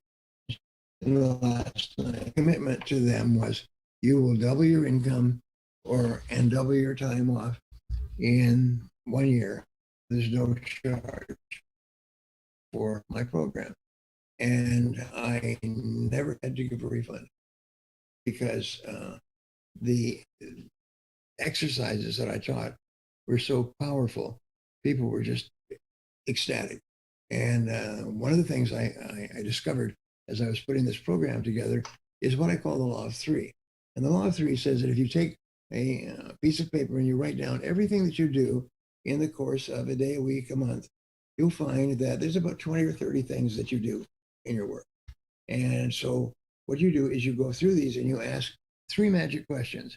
The 3 magic questions will change your life. Question number 1 is, what is the most important thing on this list? Since I am working to earn money, what is it? What are the most important things that I do? And go over the list and identify number 1.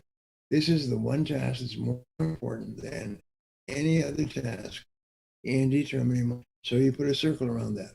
Then you say, what is the second most important thing that I do? That if I could do it all day long, it would have the greatest positive impact on my career. And you put a circle around that.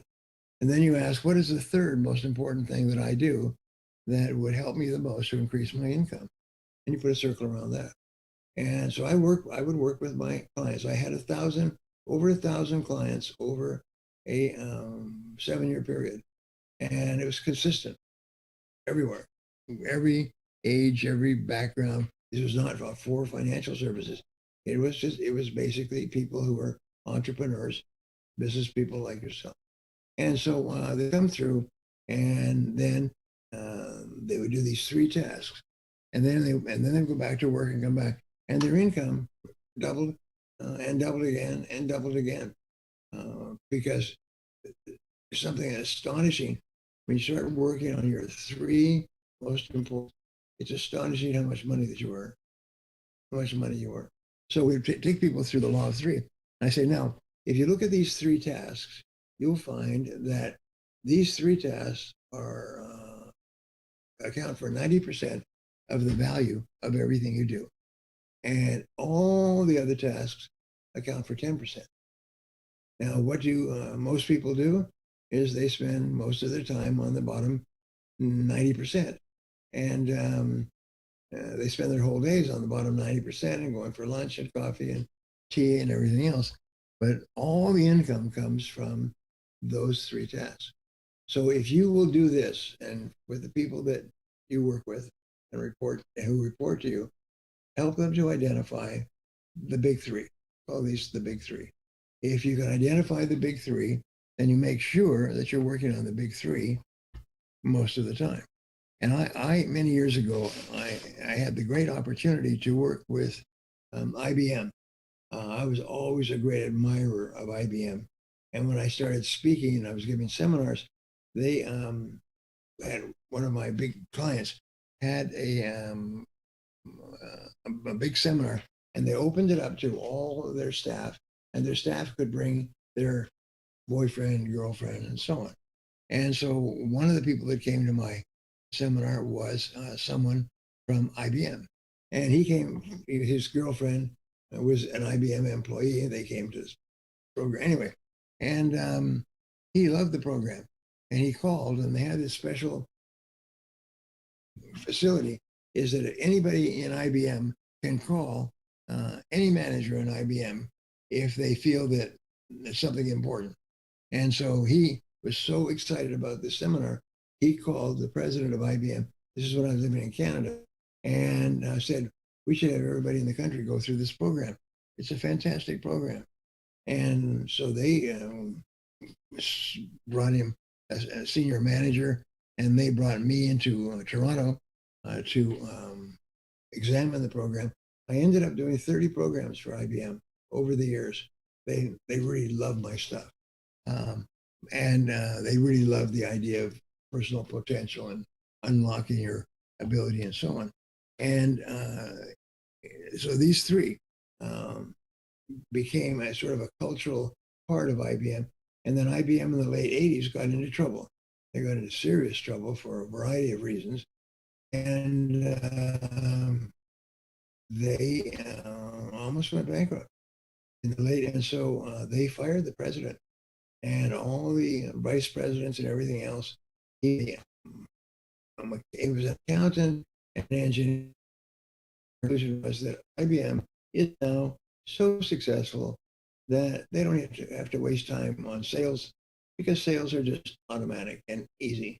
And so they said we need to focus on engineering and improving our skills and everything else. And IBM almost tipped over. And so they fired everybody, brought back in a new president, a man named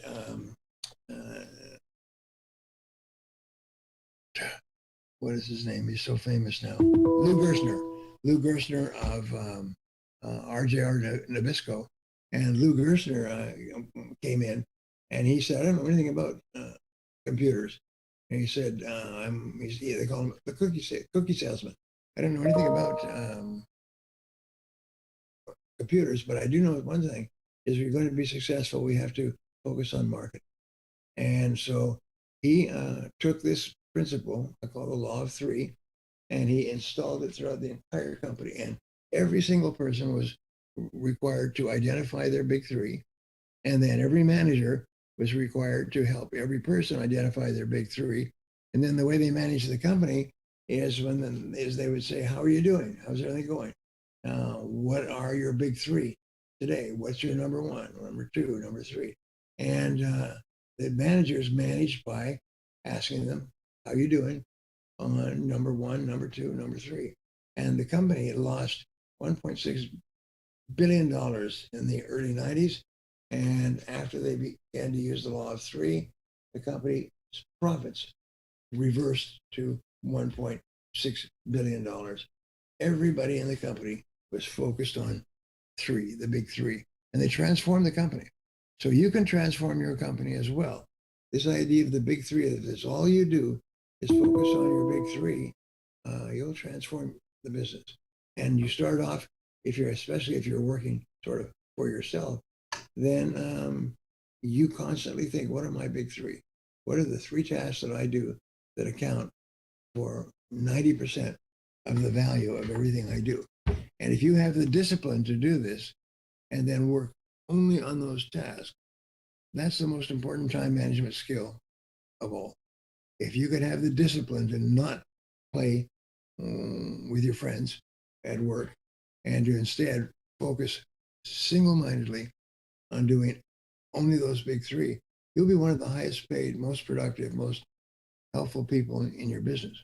So that's the number three of personal productivity. And then what we do is we say that is the rules for doubling your productivity and your income is first of all, do fewer things, but do more important things, and do them all day long. Do important things all day long, and then get better at each of your key tasks. Just get better at each of your key tasks. So when you do them, you get better results and you get faster, better results. And upgrading your skills in your most important area. You say, what is the one skill, absolutely excellent fashion, would have the greatest positive impact on my sales and my income? What is it? I'm just asking you. You know what it is. And sometimes it's prospecting. Sometimes it is seeing more people, talking to more people. But you have to think about it. And then what you do is you focus on becoming better and better at that skill. You become so good that people are shaking their heads. And then you work with your associates, and you encourage them to get better and better. The most important things, the big three. It sounds like a very simple decision, but it is the key to becoming really successful in your business. Just get better and better at the most important things that you do. So this brings us to number 4, is determine your ideal hourly income. And this is a very simple thing. And again, I teach this all over the world. But so ask yourself, how much do you earn per hour? And the way that you determine that is you take the number 2,000 and you divide that into your annual income. And your annual income is the amount that you declare on your tax form. I always say this is the one place where you don't cheat or you're not dishonest. Is, let's say you made $100,000 last year on your tax form, and you say, all right, and I divide that by 2,000. That's $50 an hour. So therefore, your annual income is $50 an hour. And then you continually ask yourself some of these questions. One of them is first of all, only do those things that pay you $50 an hour. During the course of the day, do not do anything that pays you less than $50 an hour. And so you ask yourself some questions. One of the questions is, would I pay someone else $50 an hour to do what I'm doing right now? So if you're sitting there drinking coffee, or you're sitting there checking for shopping outlets and things like that, you say, would I pay someone else $50 an hour to do this? And if you wouldn't, stop doing it. It's real simple. It's determine how much you want to earn per hour, and then only do those things. Refuse to do anything that pays less than $50 an hour. You want to earn twice as much, it's the same thing. And it's quite amazing, because if you start to focus on those activities, those job tasks that pay you $50 or $100, $150 an hour, I hate to say it, but I will always say that my hourly rate is, I would always say minimum of $1,000. So don't give me anything to do that does not pay more than $1,000 an hour. Why? It's because it's just not the highest and best use of my time. And you need to do the same thing yourself. Is how much are you worth per hour? And whatever it is, don't do anything but that during working time. Don't waste time. Don't read newspapers. Don't do anything. Imagine you're going to pay someone else out of your own pocket this amount, and just refuse to do it. Now, you can do it afterwards. You can do it, but you just don't do it now. You don't do it during working time. During working time, you only do things that pay you your desired hourly rate. So I take $100,000 a year, divide it by 2,000. That's $50 an hour. So you only do things that pay $50 an hour. If you're earning $200,000, and many of you are, or $500,000, that's the amount that you work for, and you refuse to do anything does not pay that amount. I've not seen that in one of your books. That is mind blowing. I've not seen that. Maybe it's there or somewhere else, but I haven't seen it. Don't do anything less than the hourly wage you're willing to. You don't do anything that pays you less than the hourly wage that you want to earn. And so you what you can do, to be honest, is you look at your tax form. How much did you earn last year after everything? And I just use an example. Say you earned $100,000. Well, that means that if $2,000 is the number of hours that you work in a year, if you're an entrepreneur, sales professional, and so on. Some people work more and less, but 2,000 is a very easy number to work with. And you just check on that and make sure that everything that you do is paying $50 an hour or more, or $100 an hour or more. And it's very important, because astonishing. And the question, I'm looking at my notes here, would you pay someone else to do what you're doing? Your annual rate? Would you pay someone else your annual income? And if the answer is no, then don't do it. Stop doing it. Would you hang around and go out for lunch and shoot the breeze with your friends and so on? If the answer is no, then no, stop it. Whack, stop doing it. And it's quite amazing. So number 5 is what is called the principle or the law of forced efficiency.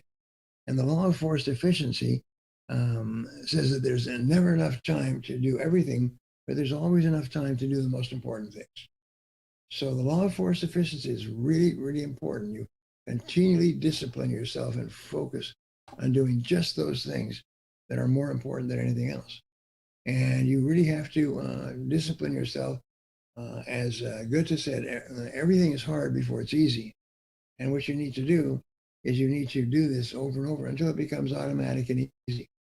Is to work on your most important task and say, so what are your most important tasks?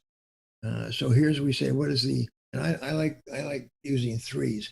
So we say that what is the most important work that you do? What are the big 3? And be really clear about that and make sure that you're working on those 3 all day long. Always working on those 3. And you have to discipline yourself because, like a child, it's very easy for you to slip into doing things of low priority, low value, things that are fun and easy rather than things that are hard and profitable. So always discipline yourself. And I say, don't not do it, just don't do it yet. So what you do is you put those fun tasks, enjoyable tasks, you put them aside for now, and you focus just on doing those things that you really pay off the most. Develop a habit. As Aristotle said, develop a habit of doing those things that are most important. And by the way, if you do that, eventually you'll find that it's easier and easier to done faster, and you can earn more money. So constantly set that as your targets. Work on those 3 tasks. Now you'll have to diverge and do other little things, but keep focused on number 1, number 2, and number 3. So in big 3, you say, what are the most important things you do? I would say prospecting is the favorite. Prospecting, presenting, closing the sale. And why? It's because if you don't do those things, you'll be out of business. So prospecting is finding new people to talk to, presenting, showing them that what you are offering is the best thing that they could buy, all things considered, presenting and close. Prospect, present, and close. And that has been very helpful to me in my career. Prospect, present, and close. And if you're weak on, I remember once when I was selling, I was okay at prospecting and presenting, and I got along wonderfully well with my clients, but I wasn't closing. Terrible about closing. And then I came across this concept: is work all your time at getting excellent at your weakest key skill. We're teaching that forever. So my weakest key skill was closing. So I began to read and study and practice and read and study and practice until I became really good at closing the sale. And then I began to hire people and train them to close the sale. And my income went up 10 times. And their income went up 2, 3, 4, 5 times. Because I realized that if I wasn't good at closing the sale, I was dead in the water. And so you have to say the same thing. And what I say, if you can wave a magic wand,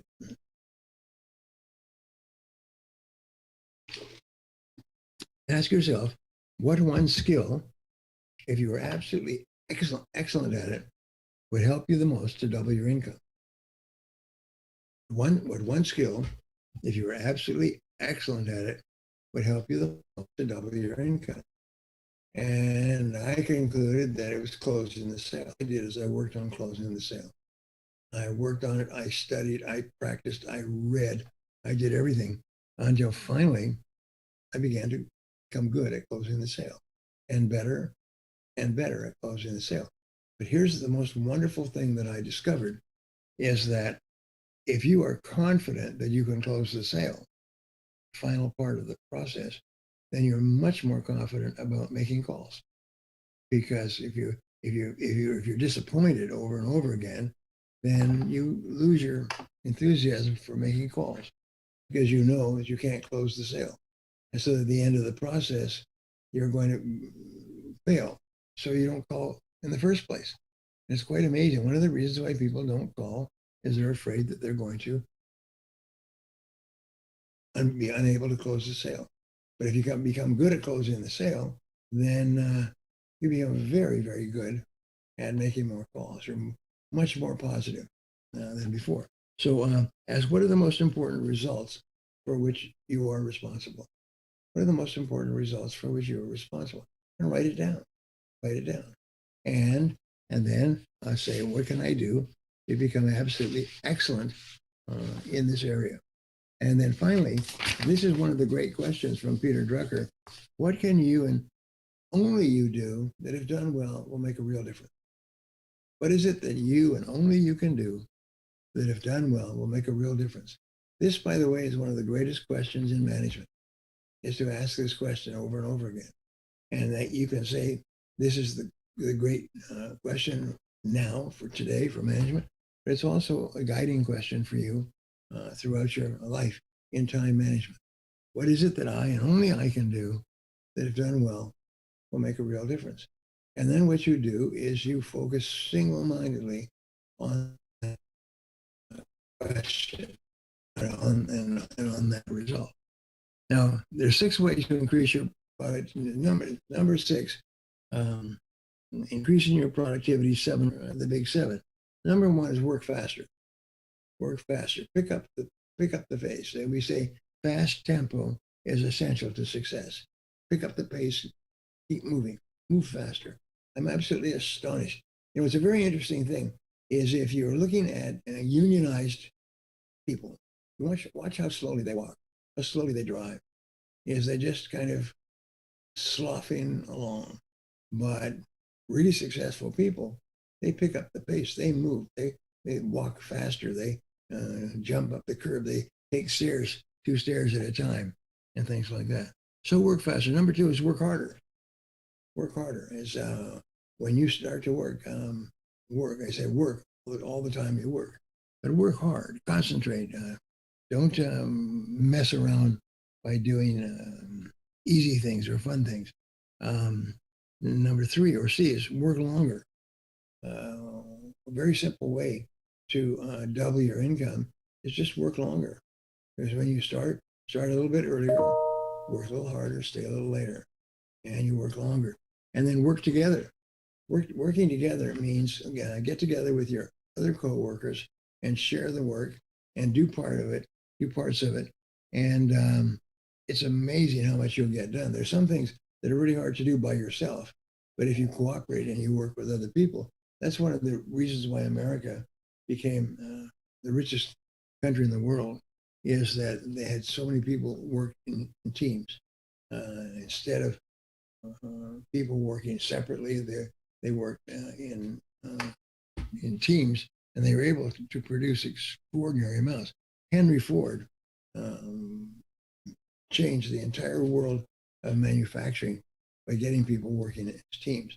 And that's just that same, the things that if you do them with other people, you'll get so much more done than if you try to do it by yourself. And then finally, do more important things. Do more important things. And this is really important, is before you start on a task of any kind, sort of think, if I could do, of all the tasks that I could do at this moment, which is the most important? Of all the things I could do, which is the most important? And identify that and work on that. Because very often people will work on easy things, fun things. Your job is to make sure that you're working on important things, big things. And always it has to do with money, is how much will this contribute?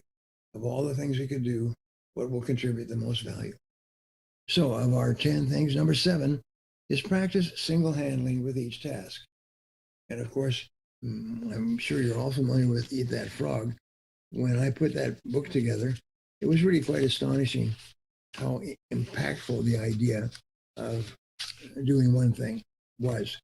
And it changed their life. It's made so many people rich all over the world, hundreds of thousands and millions now. It's just such a wonderful thing. But the concept is simple. You start on your most important task and work and don't do anything but that task until it's complete. And only then go to the next task. one of the things that you need to do is make sure that you work on your most important task until it's complete.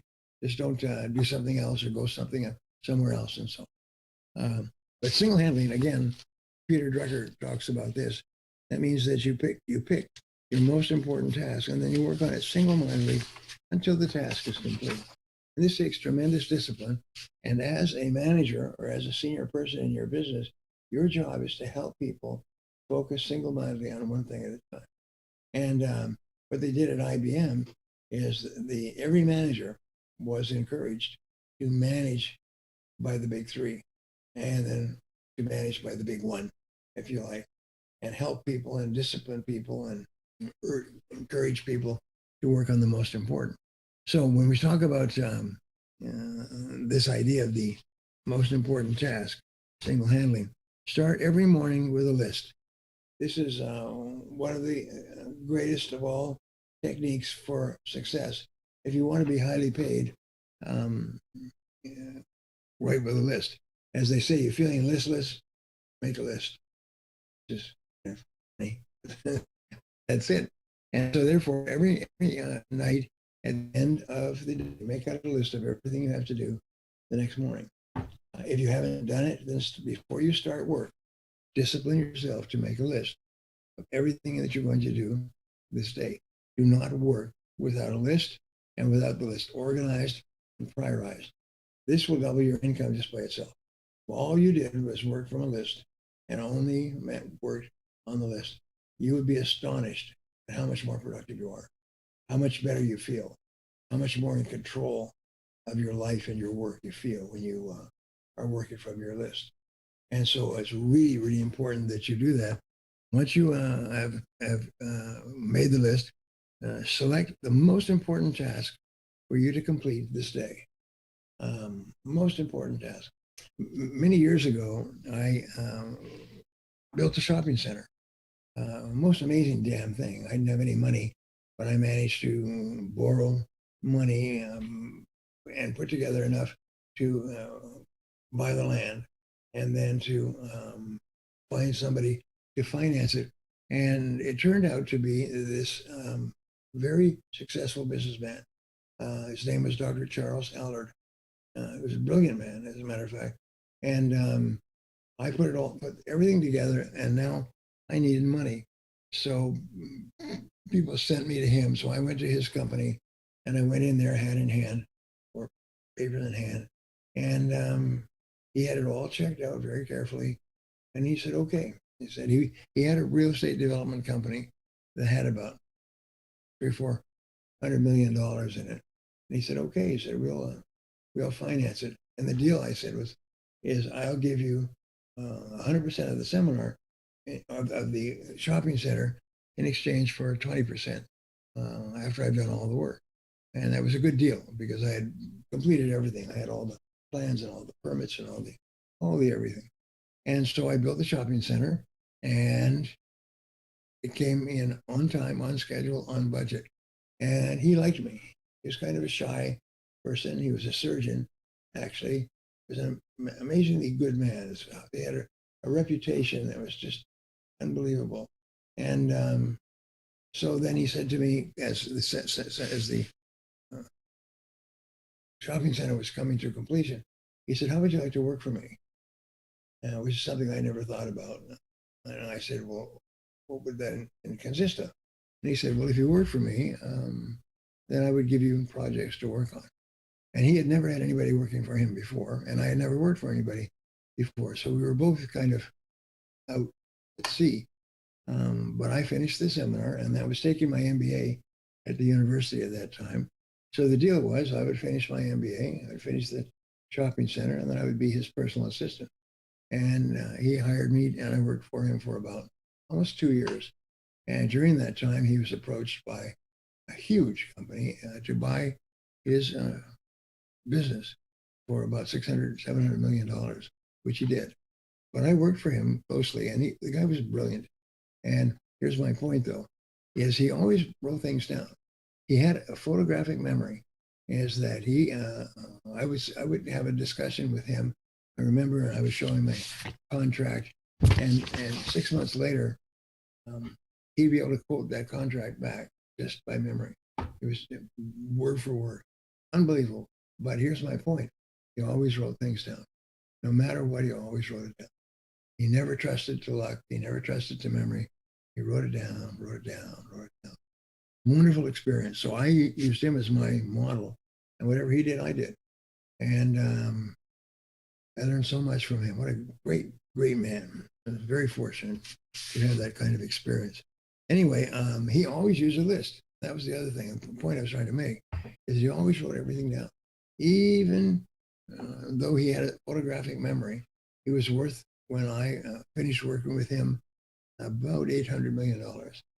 And he was just amazing, just amazing. That's all I can say. So even him, extremely rich, still wrote things down.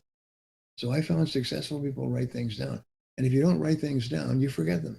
And if you forget them, it can cost you a fortune. And so write it down, write it down, write it down. Select the most important task on your list for you to complete this day. And then you just ask, if I could only complete one task this day, which one task would be the most valuable and important of all? And keep asking that. And if you're not sure, go to your boss and ask them.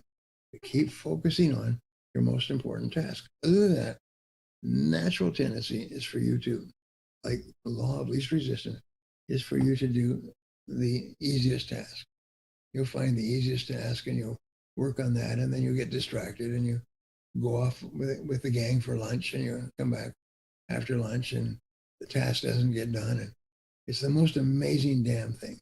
But he made me, he gave me the tools to become wealthy. It was very helpful to me. Select the most important task for you to complete this day, and then start immediately on your number one task.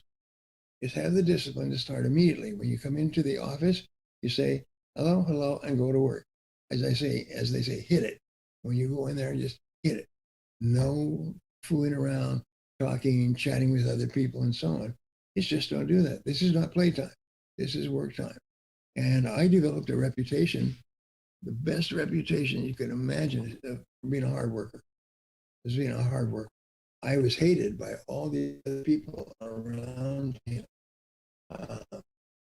because they were do a little bit of this, a little bit of that. But I worked all the time. So Dr. Allard continued to give me projects to work on. Could you take care of this? Could you take care of that? And the rule is, before you ask, the answer is yes. Before you ask, the answer is yes. And so I was always working. He asked me to do something, I would do it now. I remember he would ask me to do something on a Friday afternoon. He would say, could you do an analysis of this for me for next week? And I said, absolutely. He said, there's no rush, but if you have some spare minutes, I'd appreciate it. And I worked all weekend on that proposal, put it all together. And on Monday morning, the head of the bank who had given him the proposal called him up and said, is there any possibility that you got that project analyzed yet? And I said, no matter of fact, yes, it's all done. And it was a $50 million deal. And we put together a $50 million deal. And so this happened over and over again. Every time something happened, I would immediately take it and run with it. I was absolutely focused on speed, doing the task quickly. And so then he kept giving me more and more tasks, and bigger tasks and more important tasks. Absolutely wonderful. Remember, if you're really good at what you do, you can't hide it. Yes, everybody knows that you're good at what you do, and they want you to have the tasks and they have the key responsibilities. Start immediately on your number one task, and then concentrate 100% on that task until it's finished. This is really the key to success in life. Make a list, select your most important task, work on that task until it's done, and don't do anything else except that. And discipline yourself.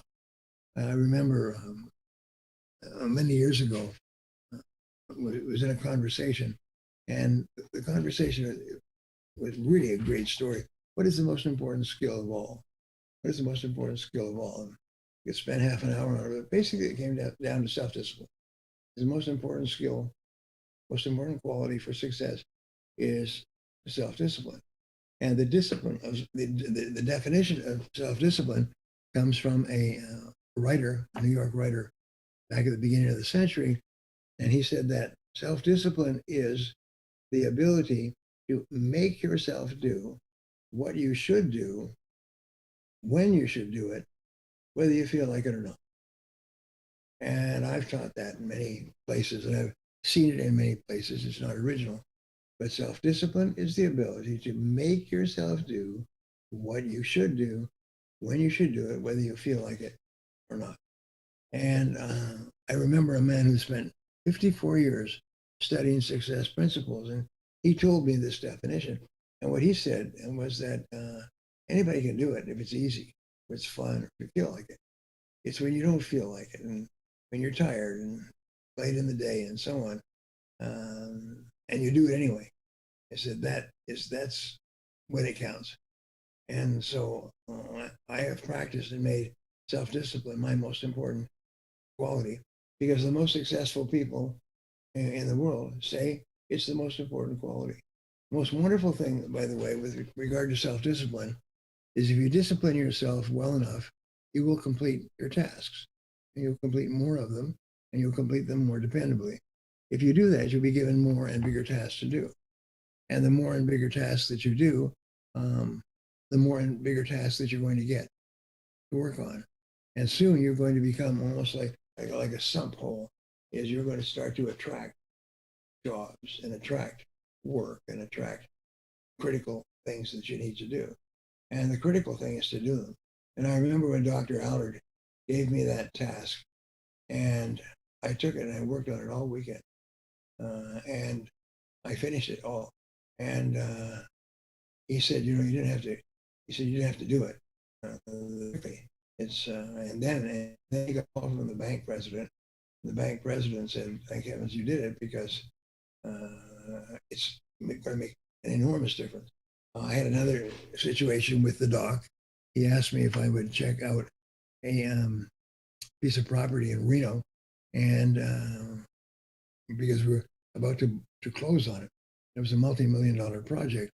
And I went down and I found that there was a problem with the project. In fact, the property had been on the market several times and gone off the market because there were fundamental problems with water. And I was just on the verge of buying this property when I discovered the problem and jerked the offer from the lawyers, and saved my company, saved the doc more than $3 million. And it completed. We would have lost our $3 million and ended up with a piece of property that was essentially a dead piece of property. He said there will not be water. The person I spoke to on that property for at least 100 years. And without water, if you're developing property without water, you cannot develop property. So I saved my company. That's more than $3 million. And the dog didn't say much. He was called the dog behind his back. The dog didn't say much, but from then on, he started to give me more and bigger projects.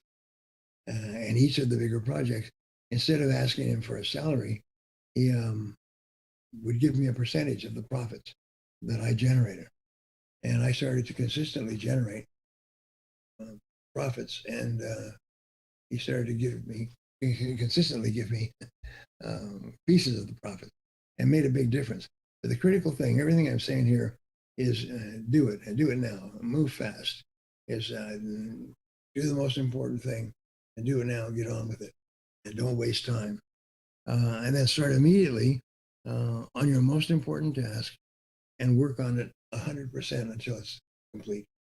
This is really the key to great success in your life, is to start and complete your most important task, and discipline yourself. Start and complete the task. Don't wait for it. It's interesting. I have written now 90 books, just the Burton one. Here it is. In fact, publishers have taken and they've hired a writer And here it's called the Phoenix Transformation. And here's how much of it they've done. And it's really impressive. It's about 180 pages. And it's a whole series of techniques and skills and abilities that you need to be successful in the 21st century. And we've almost got it done now, but I've done 90 books. And this is number 91. I don't know if I'll do more books because doing books is hard work. And it's hard work for me because of my challenges with time and operations and hip replacements and things like that. But the interesting thing is that they did a study in New York, in Los Angeles, and people go out to Los Angeles because they want to be successful, and they want to get into the movies, and they want to do all kinds of things. One of the things they want to do is want to be script writers, because if you can write a good script, you can get they'll pay you $3 million for a good script. There are some good script writers that are known in the industry that are unbelievable. I mean, they give you the idea for the plot, and they can sit there and they can write a script that gets Academy Awards. Anyway, they were testing out how often these people procrastinate. They come from all over the country and they procrastinate. So they had a reporter go out and stand on the sidewalk in front of the Los Angeles Times. And as people came back, he says, "How's your script going? How's your script going? How's your script going?" And virtually every one of them said, "Almost done, almost done, almost done," which means almost started, because they hadn't even started it. But they're always talking about they're going to do it. 80, maybe 65% of American adults plan to write a book. So I've written a book on how to write a book. And I even teach courses on how to write a book. But everybody wants to write a book. And only 1 or 2% will ever actually do it. They have the book in them. I've got a book in me. I've got this book. If I write this book, it'll be a bestseller. Most people think that their life, yes, exactly. They think that their life is the most exciting period of time since Jesus walked on the earth. And all they have to do is write it out, and everybody will buy it and read it, and they'll be famous and everything else. But you find people who write a book, and there's a very, very interesting author, and what he wrote down, he was asked, "What do you do when you finish your book?" And he says, "You start your next one. Start book number 2. Because book number 1 is probably not going to be successful. So when you get it finished, start with book number 2. Finish that, start with book number 3. And very often, people strike gold after 5 or 10 books. Some people write 10, 20 books, and then the book strikes gold and becomes a bestseller, and then all the others become bestsellers. All the others started to sell a lot. So, but it's amazing how people procrastinate. So we say, once you start your task, work on it 100% until it's done. I met this guy, a very good businessman, and he wanted to write a book, and he think that had a really good business book, pretty good book on success, and he could never get at it. And finally, he decided, by gum, he'll make the time. He will get up an hour earlier, 5 o'clock in the morning, and work and write for 1 hour every morning until he finished the book. And he actually did that. It took a year, and every morning for an hour he'd get up and he would work on that book. And the book did become a bestseller, and it had tremendous help for his career and everything else. But he wrote in the book about how to write the book, which is really interesting. Okay, number 8. So I'm going to give you 10 reasons, and we're over time, but I can't stop. I can't hold myself back because I love this stuff. So number 8, make every minute count. Make every minute count. Get started and get going immediately when you start work. Don't mess around. Don't waste time. Don't shoot the breeze. Work all the time you work. Work all the time. When you come to work, hit it. And then number C, I say, is focus on task completion. And this is one of the great secrets of success in life is to start and complete the task. Task completion. I say that there is no payoff for task working on. The payoff comes from task completion. Just finish the task, get it done, 100%, whatever it is. Now, here's a very important thing: is in life, when you complete a task of any kind, it gives you a rush of endorphin. It makes you feel happy, makes you feel good about yourself. The bigger the task that you complete, the bigger the endorphin rush, the happier you feel. And so you have to discipline yourself to start and complete tasks. So if you could start and complete any task at all at the beginning of the day, what would be the very best task for you to start and complete? And the answer is the biggest one. It's the biggest task, the most important task, most valuable task. And so get started and hit it and do nothing but work on that task until it's done. And this will put you into the top 1% of adults in the world today. It's the most amazing thing. Now, what happens if you start on an important task and you complete it? And you start an important task and you complete it. What do you eventually develop? The answer is you eventually develop a habit of starting and completing important tasks. And the wonderful thing is that when your body releases endorphins, you feel happy. And so you develop a habit of getting up and starting and completing your most important task until it becomes easier and easier to do. In fact, you can hardly wait to get up and get going and get the task finished. It becomes easier and easier to do. And the rewards that you get are already quite phenomenal. So make a list of everything that you have to do. First of all, make a daily list. The night before, work on your most important task. B is apply the 80-20 rule. Is that of all the tasks you have, 80% of your results will be determined by 20% of your tasks. So therefore, discipline yourself to work on those few top tasks that are really valuable. Keep asking, what is the most valuable use of my time right now? What is the most valuable use of my time right now? You just say it over and over until it becomes sort of automatic.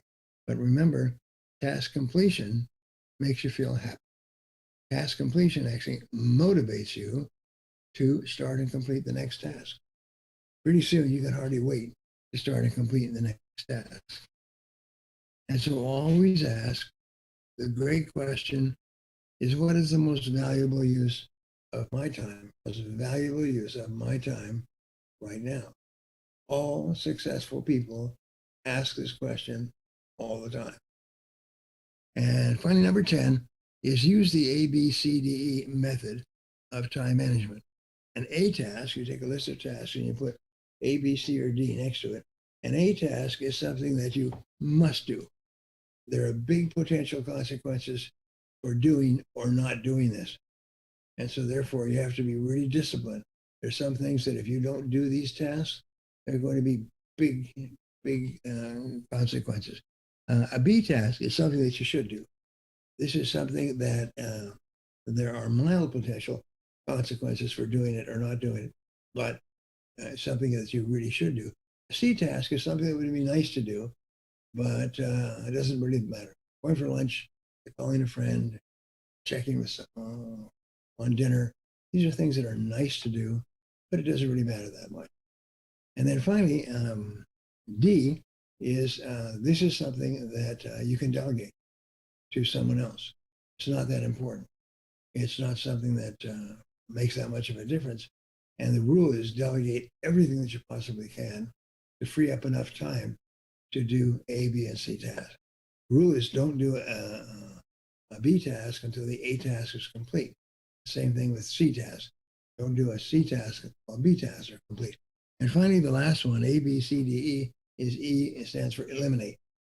This is something that you just eliminate completely. It's not that important. And one of the great time management techniques is to stop doing things that are not important. Just stop doing them. Remember, success habit. This is where you get into the habit of doing things that it doesn't really matter whether you do them at all. Nobody cares. And so these are the keys. These are the big 10 for you to simplify your work and do more and more things of higher and higher value. And if you'll do that, it's absolutely astonishing. If all you do is the big three, the three most important tasks, or organized in sequence, and you start and you do the most important task there, and you work at it till it's complete, that alone will change your life. And here's an interesting thing: the more you get disciplined to start and complete your major tasks, the easier it becomes. And then the happier you feel, the more positive, and the more you are respected by other people, the more they give you more responsibilities, the more they open doors for you. And your life just simply opens up like flowers in the springtime when you develop a habit of starting and completing your most important task. So those are the big 10. And they're not secrets. They seem almost obvious when you think of this. I call them the 10 ways to double your results. And I'll tell you what I'm going to do here. I shouldn't do this, but I'm going to clean this up and send it to you, Andy, the 10 skills. And so it's very simple. You can hold workshops with your staff. You can organize your own day. But I'll get this all cleaned up and send it to you so that you can just review these on a regular basis. And, just something very simple like don't waste time. The average person, oh, good. The average person wastes 50% of their time every single day. Just stop doing it. So that is our time together. It's a little bit longer than we had expected, but I wanted to give you your money's worth. And I wanted to share these ideas with you. Thank you. I think you're gonna. I think you've changed the life of a lot of my best friends. One of these the young gentleman on here is married to my daughter, so I'm glad he got to hear this. And is that you with the white T-shirt? Who married the daughter? I did. You did, Brandon. Well, that's great. That's wonderful. And his business has tripled in the last 12 months. Wow. That's wonderful. And everybody on here is growing like crazy, but I know with this simple, clear stuff, we're going to kill it. Yes. It's going to be a huge year. Wonderful. Thank you so much for your time, and we will see you again in a couple weeks. I can't wait for it. Can't wait to hang out with you. We are more productive now, brother. I promise you. I love you. Thank you. I love you guys too. You're the best, and I just love being with you. Thank you very much for having me. And I'll see you soon, Andy. Okay, buddy. I'll see you soon. Y'all. Let's go get after it now. All right. Thank you.